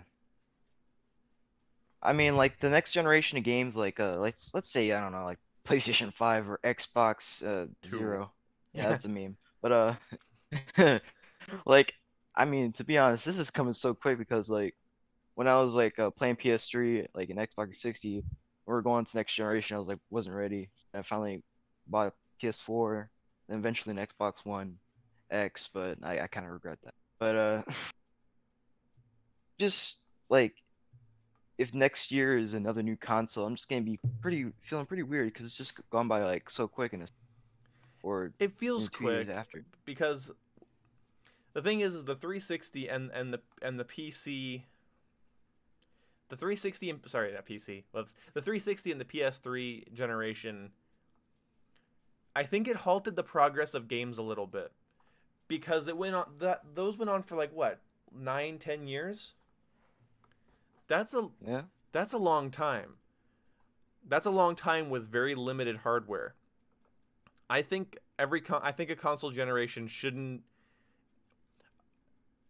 It shouldn't. Okay, so let's see. The Xbox 360. Sorry, the Xbox One came out in 2013. Is that right? Yeah. Okay, so 2013. So it's been almost about 5 years. It's been about 5 years now, and we have a a mid-generation refresh console. And if they go on for like 2 more years, then that's like 7 years.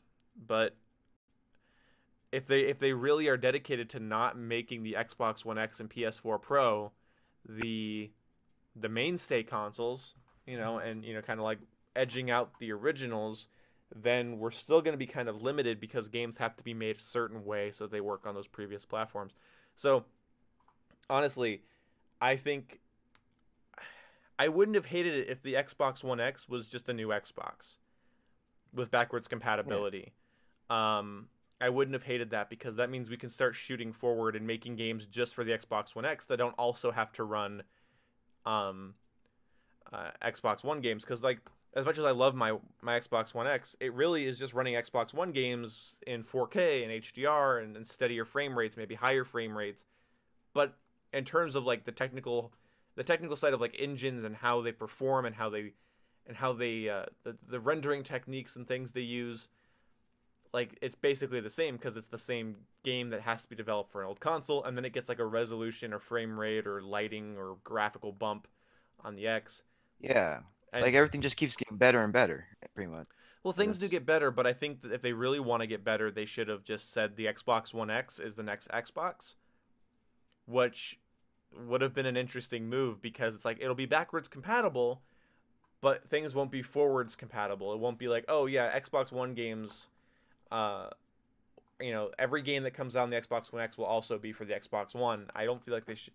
I don't know. I'm a little bit on the fence about that, and that's kind of a complicated topic because on the one hand, I like that they're not shoving a new console down people's throats and making them have to buy into a new generation.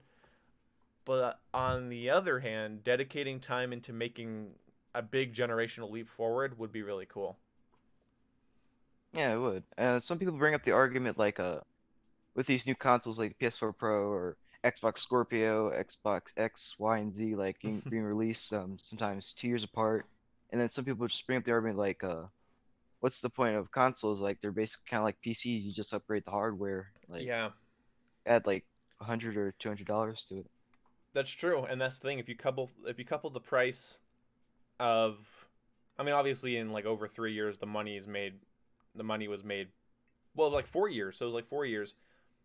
I got the Advanced Warfare Xbox, which was like a $450 thing when I got it. So if you add that to the Xbox One X cost, that's like, yeah, it's like $950, and that's no small fee.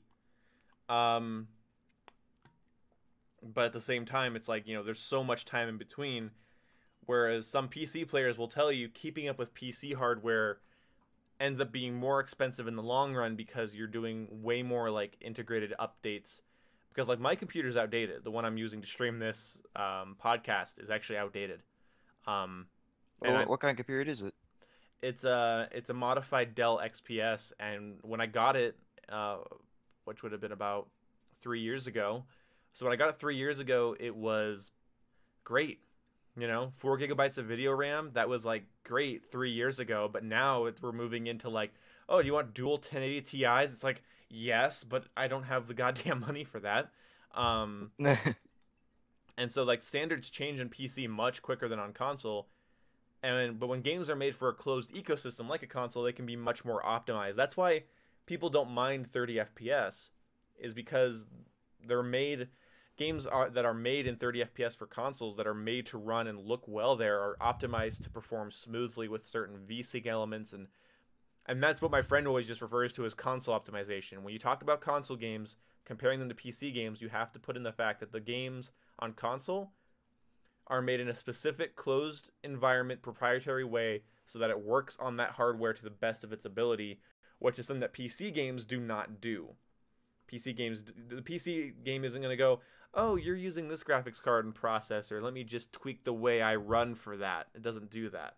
So, you want the bigger, better hardware for the newer games instead of newer games being optimized to run on specific closed ecosystems. So yeah, like I said, it's kind of a complicated topic that, I know a surface level about. Um, Anything else you want to talk about before I grab one more caller?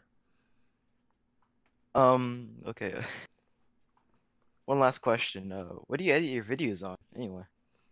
A toaster. A toaster? Okay. Toaster. No, I use a software, HitFilm Express. And Hit from Express? HitFilm Express, all one word. Well, HitFilm, all one word, and Space Express. It is probably the best free editing software you can use.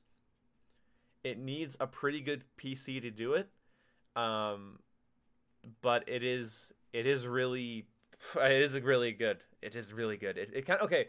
If you've heard of Adobe Premiere, it's based off the architecture of Adobe Premiere. Okay. So it's very similar to that. If you learn HitFilm and then you went to like Adobe Premiere, you'd be able to use Premiere pretty easily. Wait, how long did it take you to learn like Hit from Express? I learned how to put together basic commentaries with it in about a week of using it. I learned how to do complicated stuff in about a year of using it, and I'm still learning new techniques like tracking and stuff, but I don't do too much crazy editing. But it has a lot of great presets. For instance, if you watched my Shooter Saturday video, I had the iDubbbz green screen effects. They Yeah, I saw literally that. they literally just have like a drag and drop green screen thing. So so you pull this green screen footage into your shot, or into your timeline, and then you just drag green screen key to it, and then it goes, oh, okay, and it fixes it for you, and then turns the green screen translucent. It's like, wow, that's, it's intuitive, it's convenient, it has some really good effects and motion blur effects that you can do on your animations, and I love it. So if you want to get, if you guys, any of you guys listening want to get into editing, I highly recommend HitFilm Express. It's been a lifesaver for me because I was first using Windows Movie Maker, which was the epitome of cancer. So I'm glad I'm not doing that anymore. Movie Maker. I remember that. Yeah, I mean, like, right now, I'm trying to find which video editors I should use, cause I mean, like, I run a commentary series, but it's not popular as yours. I mean, like, not judge me or anything, but basically, I'm trying to decide between HitFilm and DaVinci because I used to edit videos on Share Factor on PlayStation 4, and Thanks. that's like extremely simple, like simple. Yeah.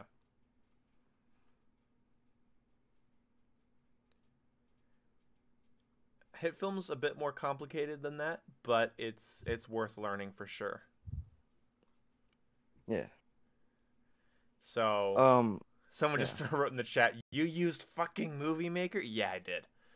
Unapologetically so. But regretfully so. All right, so is that it? Well, one last thing to say. I'm now watching the JonTron era of Game Grumps, believe it or Oh, the JonTron era of Game Grumps? Is that what you said? not. Yep. I didn't get to see the era. I'm gonna binge watch. Ah, yeah, those are good. That's a good era of the Grumps. I love Dan, but John's great. Yep. All right. Well, it was nice talking with you. I mean, wow, I didn't think I get to talk to the one room. That's something that I I'm might glad you accomplish. enjoyed. Thank you. All right. I'll see you. I'll make sure to tune into your most recent videos. I'll see you later. Have a good day, man. Yeah, you too. See ya. Nice having you. All right. Well, we have time for one more caller. One more caller. Yeah, that was professional. All right.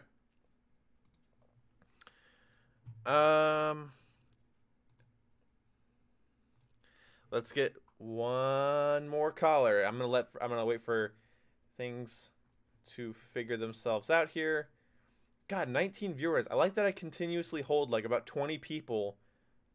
I didn't forget to kick them. I kicked them. Yeah, that was professional. Alright. How did you get in here? I can hear my stream through your mic, Drew.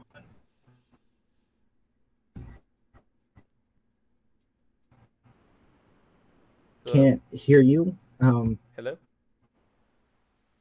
Turn up my. Somebody. Okay, so we have a new caller. He just joined. I didn't expect him to just join, but that's fine.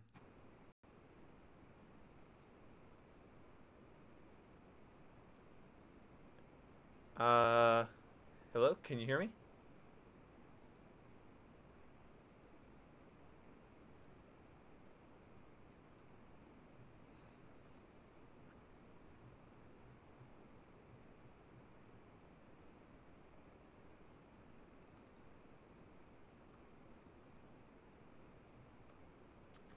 Okay.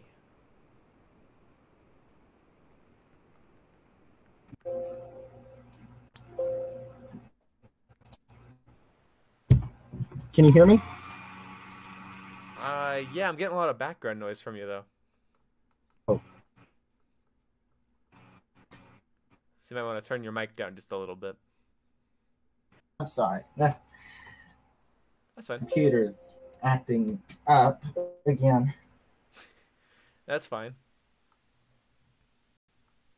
So, how are you? Well, I'm fine. I'm fine. I'm doing pretty good. I'm a little tired. I forgot how much energy these podcasts take. And then when I went to do it, I'm like, oh god, it's a lot of talking. So, I'm a little sleepy. I'm not sleepy, I guess. Just kind of fatigued. But either way, I'm doing okay. How are you? I'm all right. I wanted to talk about your statement you made earlier about how the radical left, kind of created the radical right. Mm-hmm. People like that. Sure. I really do think that it is really showing today, on social media.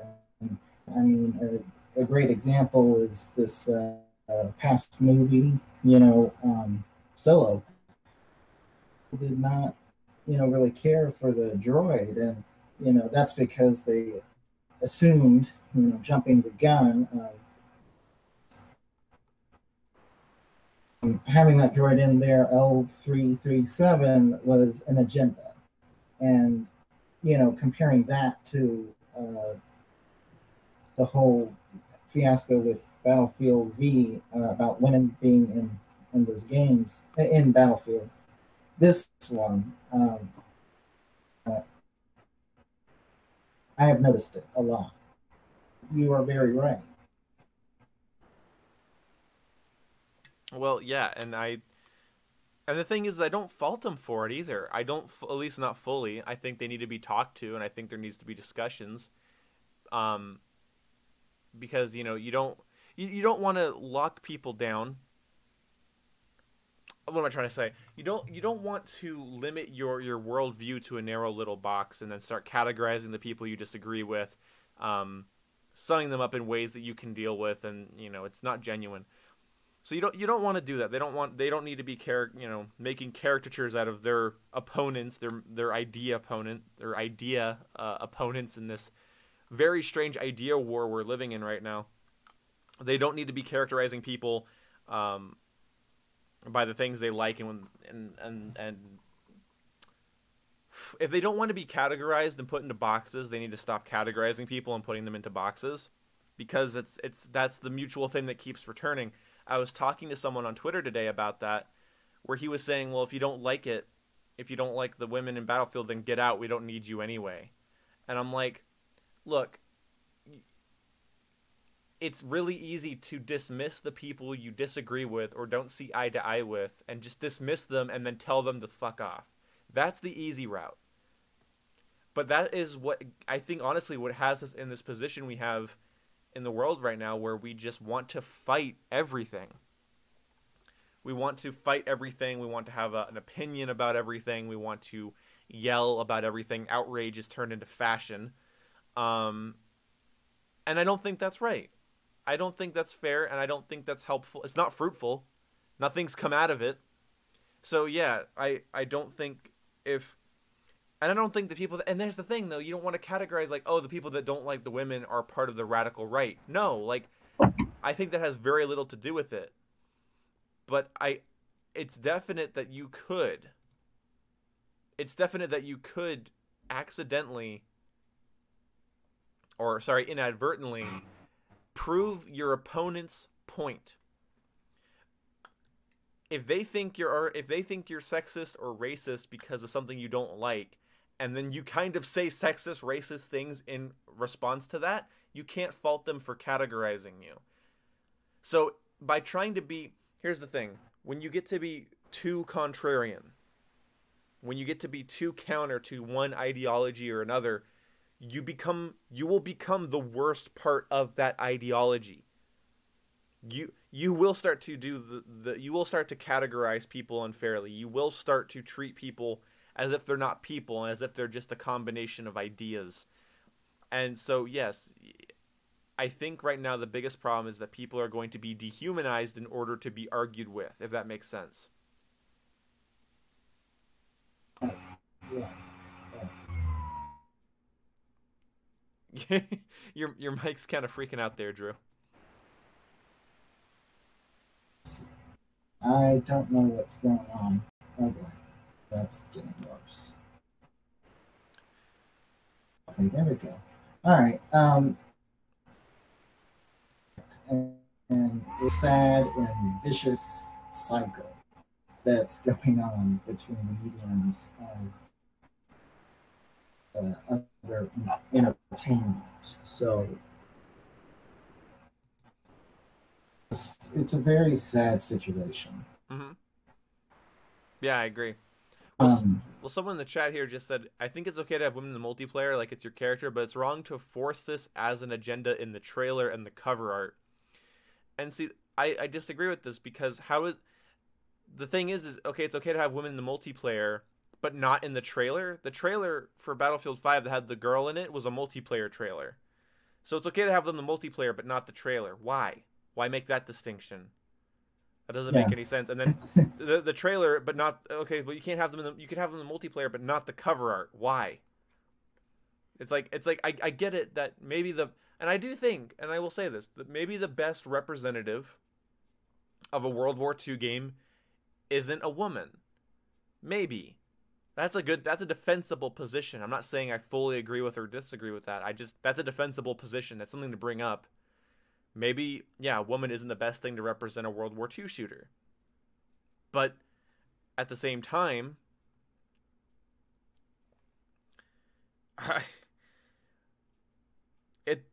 it's kind of almost contradictory. Like you can have it again. It's okay to have it in the multiplayer, but not in the trailer and cover art. I don't, because then what do you designate as an agenda?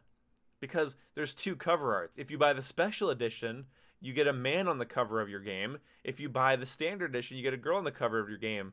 So is there some sort of anti-women agenda? The more expensive version has a man on it. Like, do you really want to go there? Do you really want to start making those distinctions? Because that's the same kind of thinking. Because, yeah, the more expensive version of Battlefield 5 has a dude on the cover. Does that mean that men are worth more? Like... Oh, we can travel the conspiratorial agenda route all the way, you know? And it'll never end. That's outlandish. Exactly. Comes from the not argument, but kind of like in COD World War II, where had it more accurate and then having it multiplayer. I think that person that and kind of trying to make some sort of comparison with the trailers, you're right. It's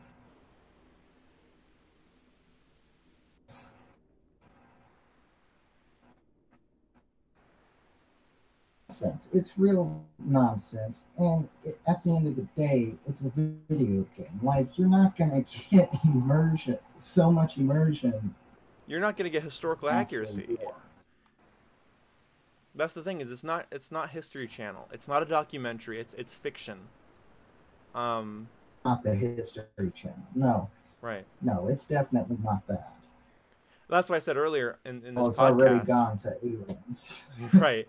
Well, like the podcast, earlier in the podcast, I was saying like, oh yeah, materializing sandbags in front of me with a wrench from a toolbox is fine. But a real person making their character a woman breaks my immersion. It's like, I'm sorry, what? Like, the suspension of disbelief should always be there anyway. Right.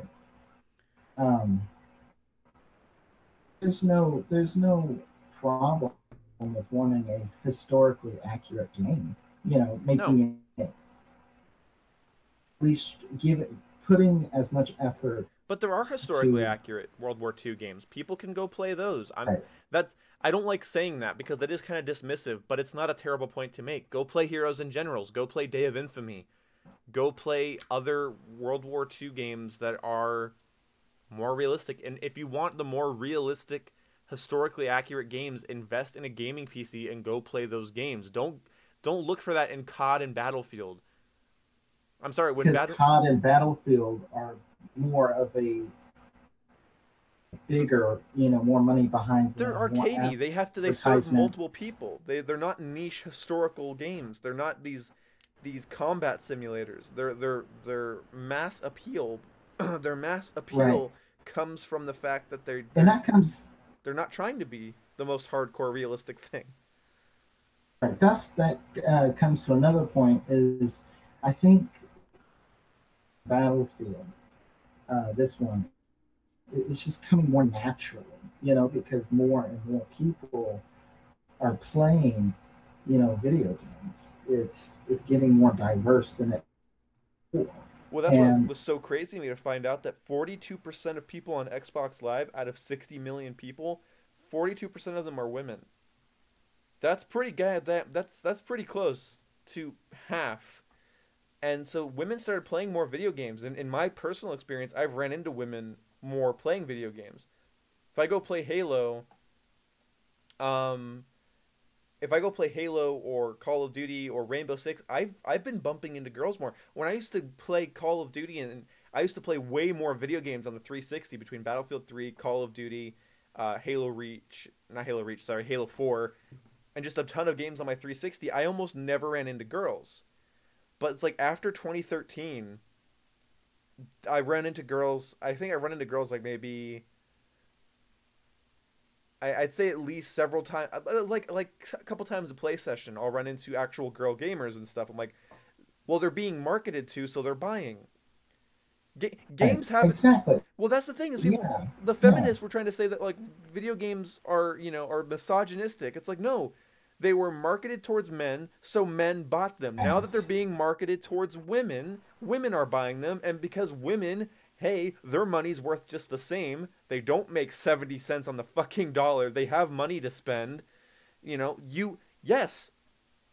They have money to fucking give people. So yeah, they're going to tap into it. I don't know if you watched my video, but I pointed out that if only 1/4 of one gender of one platform bought Battlefield 5 at launch, it'd be over $300 million of sales.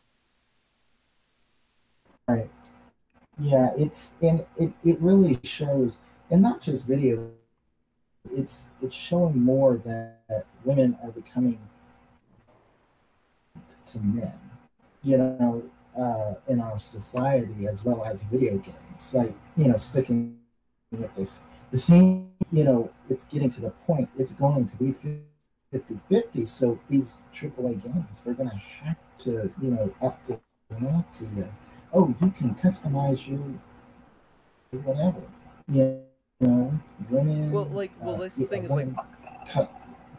well, it comes to, like, equal opportunities and stuff. Like, that's been a thing. That's a pretty recent thing, and it's a good idea. Men and women aren't the same. They're not.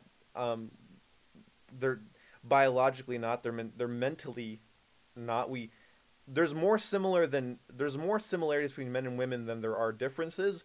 But it's wrong to say that they are the same. But the one thing, and just bring this back to entertainment and gaming and marketing, the one thing they realized is, if we make, okay, here's a great example. I use this one all the time. If we make a Star Wars movie where the main character is a female, little girls will want Jyn Erso and Rey figures. So it's like shit, and that's the crazy thing is when I go to the okay, I love going to toy aisles in stores. I'm such a fucking child. I go to toy aisles in stores all the time. Yeah. I look at action figures and Legos and stuff. I do that. I've seen more little girls wanting toys than I've ever seen before, and not just toys of girls, but like I just see them in there more. They're running towards the Legos. Yeah, They're yeah, running towards the action yeah. figures again. Yeah, you wouldn't believe it. You know, growing up, it was mostly boys, and Well, you yeah, market has boys' gone. toys to boys and girls' toys to girls, and instead, they're kind of shifting that. So it's like, you know, I that's they're shifting that to be more. I don't want to say gender neutral in like in any sort of sense other than like girls are not against adventure and action and blasters and explosions and stuff. They're not against that kind of stuff at all. But they wouldn't mind if it represented them a little bit, or they could visually relate to it um, a little bit better. And that's just the thing with everyone. Um, and it's not the most important thing. There's female characters that I love, and there's male characters that the women in my life love. There's like my sister's favorite video. One of my sister's, I think my sister's favorite video game character is a guy, um, despite the fact that she's played lots of video games with main female protagonists. So it's way more nuanced than we could even give it credit for. But Right, right, um, but anyway, uh, I'm getting pretty tired here. So, if you have one last thing to ask, then we'll end the stream on that. um, I guess the only other thing I'm going to say is,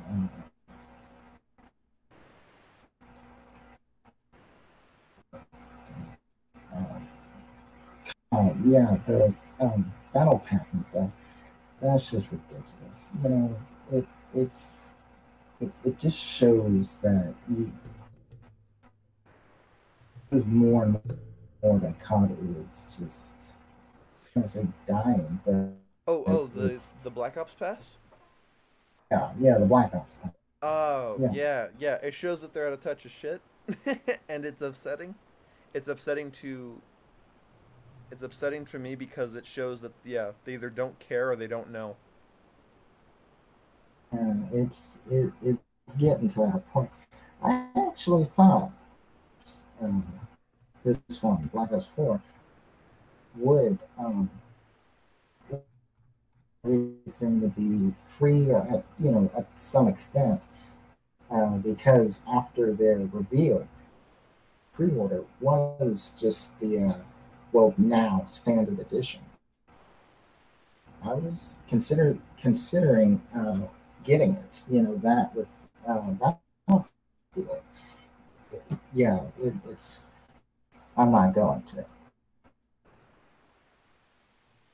because of this battle pass, which one will divide everyone up.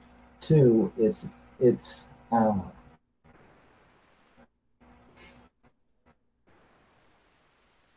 in the competitive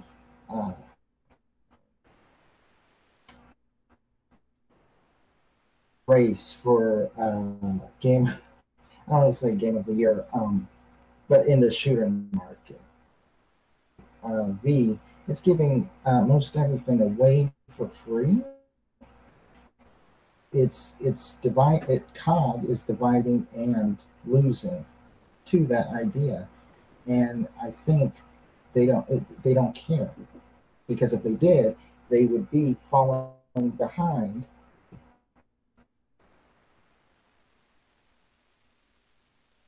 Yeah. Okay. So your mic's cutting in and out a little bit, but I do hear what you're saying.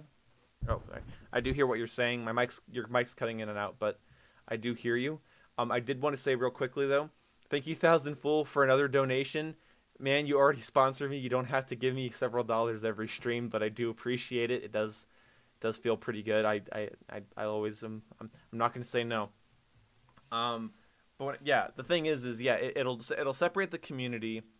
It will make some people feel left out, and the fact that they're not allowing people to buy the pass or the things in the pass separately from the pass is frustrating to me.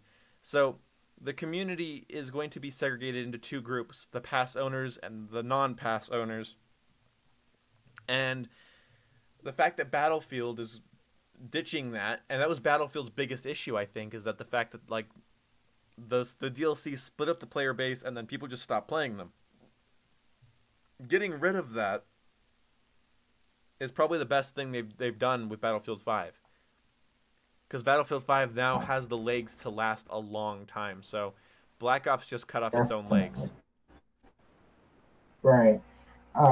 It's so infuriating. You know, I haven't been this let down and upset, you know, in a while. Mm-hmm. Well, other than the mess that went on with Battlefield 2, that probably upset me the most of last year, because I hold Star Wars dearly to my heart, and that just that game needed a lot more love. It needed to be delayed. The fact that they launched that game in that state, they got rid of microtransactions in the start, which was great, good idea, but the fact that it even got to that point, it was like the last nail in the coffin for that style of business practice. And it's like, you killed it. Thank God. I think maybe it was a good thing, because I think between Destiny and Battlefront 2, they killed that. It's dead. But Call of Duty might cling on to it. Yeah. Call of Duty might cling on to it with Treyarch. Yeah.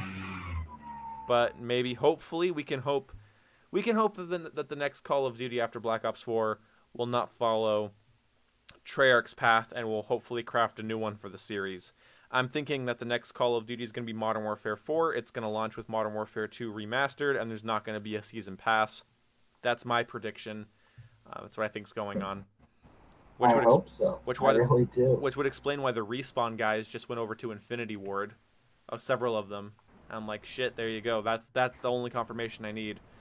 So I don't want to be one of those guys like, oh, I'll just wait for the next COD after this one. But I think that Black Ops 4 will be the last nail in the coffin for the series in terms of what people are sick of seeing. So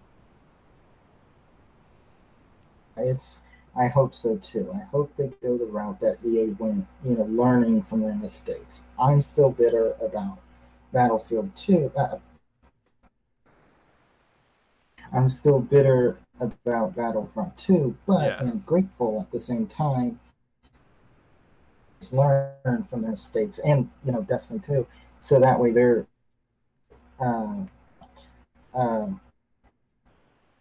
into Battlefield V, which can make this Battlefield Battlefield 4, you know, or 3, or a Bad Company game. Yeah, it sells great. It's great. It has legs. It could be the next Battlefield. It could be the next Battlefield game that people come back to for years, for sure. I'm hoping. I'm going to pre-order it. Along with a few other games, I'm probably going to pre-order it. I'm going to pre-order it probably the night before it launches, like the day before it launches, so I can have it preloaded and then just install it that night, which will be pretty good. What? You want some more now? Yes. You want to come help pack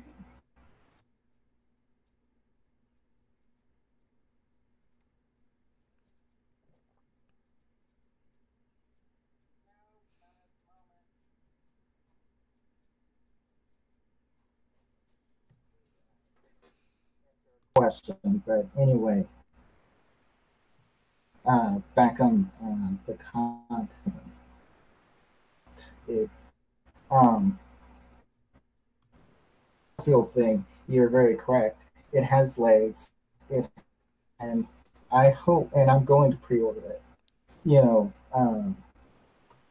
in a few weeks. So I'm very hopeful for it. Yeah. Every time I get more information, I get more excited, which is a good sign. I don't get more mad when I get more information. I'm sorry. I'm just tired. I woke up from a nap, so I need to stop doing these. I just woke up because I sound pathetic. I'm sorry. You sound fine, man. My voice is dying though, so I'll wrap this up. Thing. Are your probably top three games to pre-order or are going to? Top 3 games to pre-order. I'm really excited for.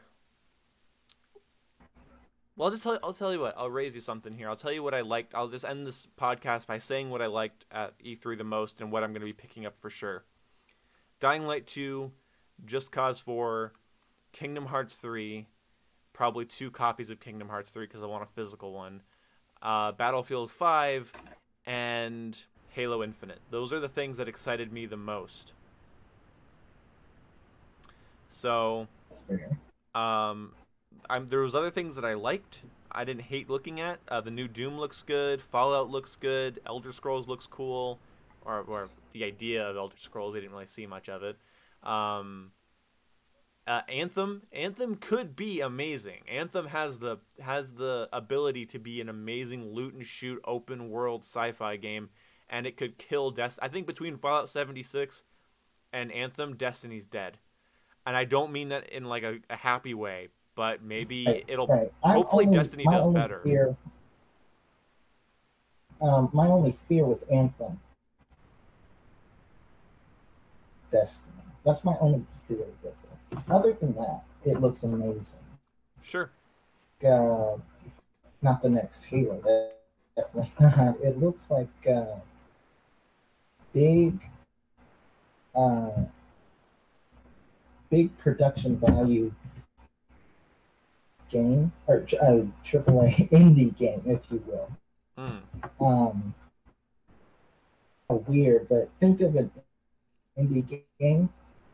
It has so much production value behind it, marketed as a AAA game. That's what my feeling is about Anthem. Yeah, we'll have to. Yeah, well, we'll have to see how it turns out. But those are definitely the ones I'm most excited for. I think the best thing I saw and what won E3 for me was, and I'll just say this again, I said it earlier, but what won E3 for me was Kingdom Hearts because I've been waiting for it since I was 8 years old. So that's like it's been about 13 years of my life. Actually, by the time it comes out, it'll be 13 years of my life. So I've been waiting for a long time.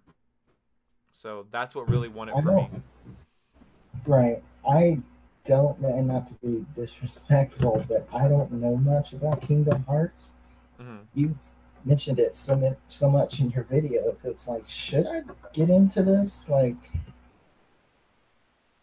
it's weird to me. It is weird, and that's the thing. Like, if you didn't grow up with it, if you didn't play it as a kid, then it won't hold the same water. So, it's not a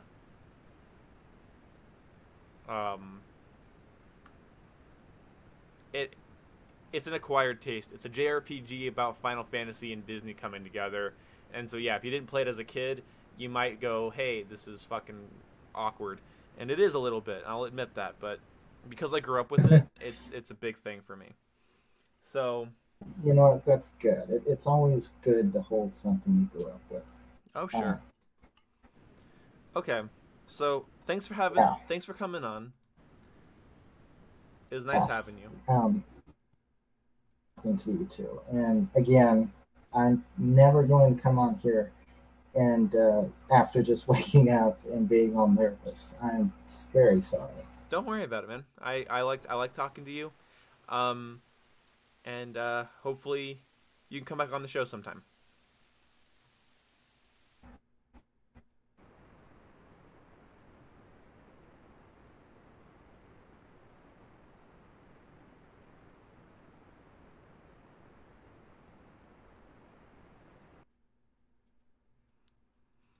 Okay, guys, I'll just end up this. I'll end this here. Um, LOL, Destiny 2 Forsaken is coming up before both those games, though.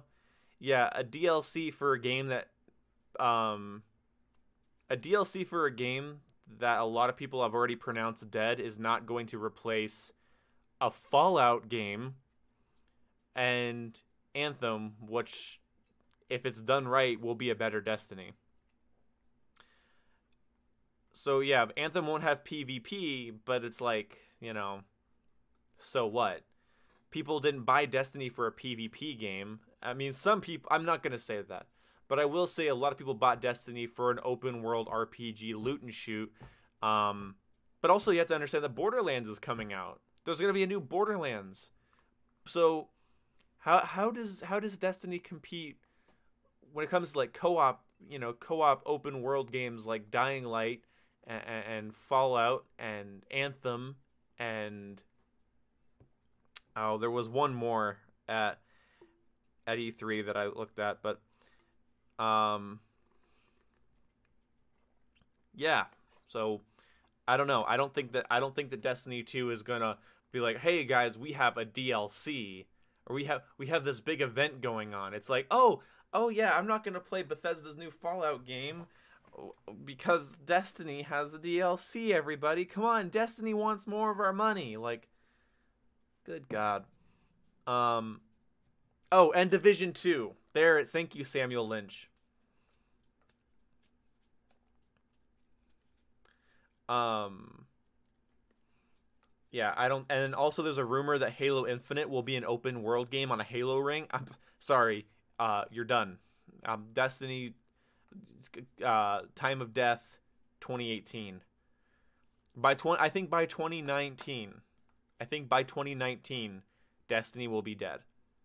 And I don't want that. I'm not saying that in a way that means I like it. I want it to be dead, but I think Destiny will be dead if it doesn't do something impressive, and that's what I want it to do.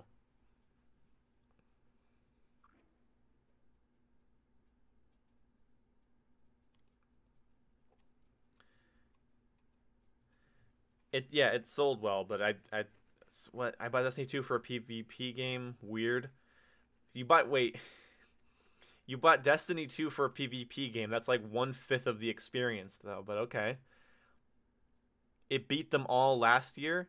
Yeah, but that's what I'm saying. It can't do it again. Destiny 2 has been pronounced dead by most Destiny YouTubers that I've watched, and most reviews of all the latest DLCs have said it's good, but more of the same. So if Forsaken is as good, if Forsaken is as good as Taken King, why would that fix it? Because I think people are just tired of Destiny. They're not tired of like the fact. I think they're just tired of Destiny. So yeah, a Destiny game. So what the pattern will be: Destiny game comes out, people play it for a while, they get bored, it flops, and then it needs to do this big revival DLC. We're making the game what it should have been at launch. We're gonna make the game that the players want to play, and then they release the DLC and people play it for a little bit longer, and then the next Destiny comes out and the cycle repeats. What a no. And the thing is like the Division 1 did that, and it didn't get away with it. Luckily, luckily Bungie can put together a good shooter. Destiny is fun to play, but it's not fulfilling to play. So if Fallout, Division 2, Anthem, or God, I mean, Destiny 2 is kind of boring. After you beat everything, I would say yes. And then it wants more of your money for more of the same. So not only is it not very It's not very, yeah, horrible end game. It's not exactly something. I don't even want to call it an RPG. It's a loot and shoot.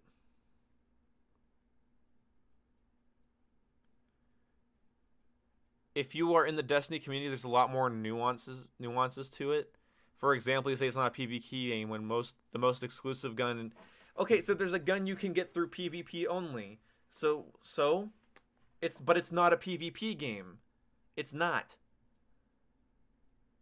It has a PvP option, but it has strikes and story and raids. Those are what most people are doing in Destiny. Just because there's exclusive stuff, like, okay, then I'm going to say that Destiny had exclusive stuff in the raids, so I guess Destiny's a PvE game. Boss Socks, if you ever want to come on my channel and argue with me, if you ever want to come onto the Discord, Boss Socks, and talk to me about Destiny, we can argue about it all you want. I would love to argue with you because you're a passionate Destiny fan, and I'm a ex-Destiny fan. Now I'm a sad Destiny boy. So thank you guys so much for watching the podcast. If you're watching this in post and you got to this point, what are you doing with your life? I hope you had fun listening either way. Thank you guys so much for watching and hanging out. Thank you Thousandfold for the donations, and thanks for the 2 subscriptions.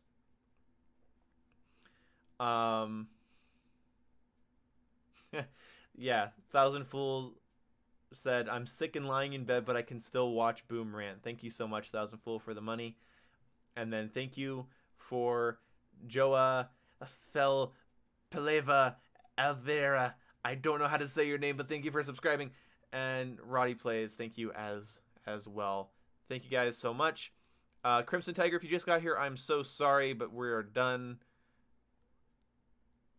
Yeah, Boss Socks, if you want to argue about Destiny with me on stream sometime, I'd be happy to do that. And I mean that genuinely. I think you'd be fun to talk to. I think that'd be fun. All right. See you guys later. Talk to you later. Goodbye. I love you guys. You make these things worth it. I mean that genuinely. If you didn't make these things worth it, I'd tell you guys to fuck off. But you guys really do make this fun. So, see you when I see you guys. Goodbye.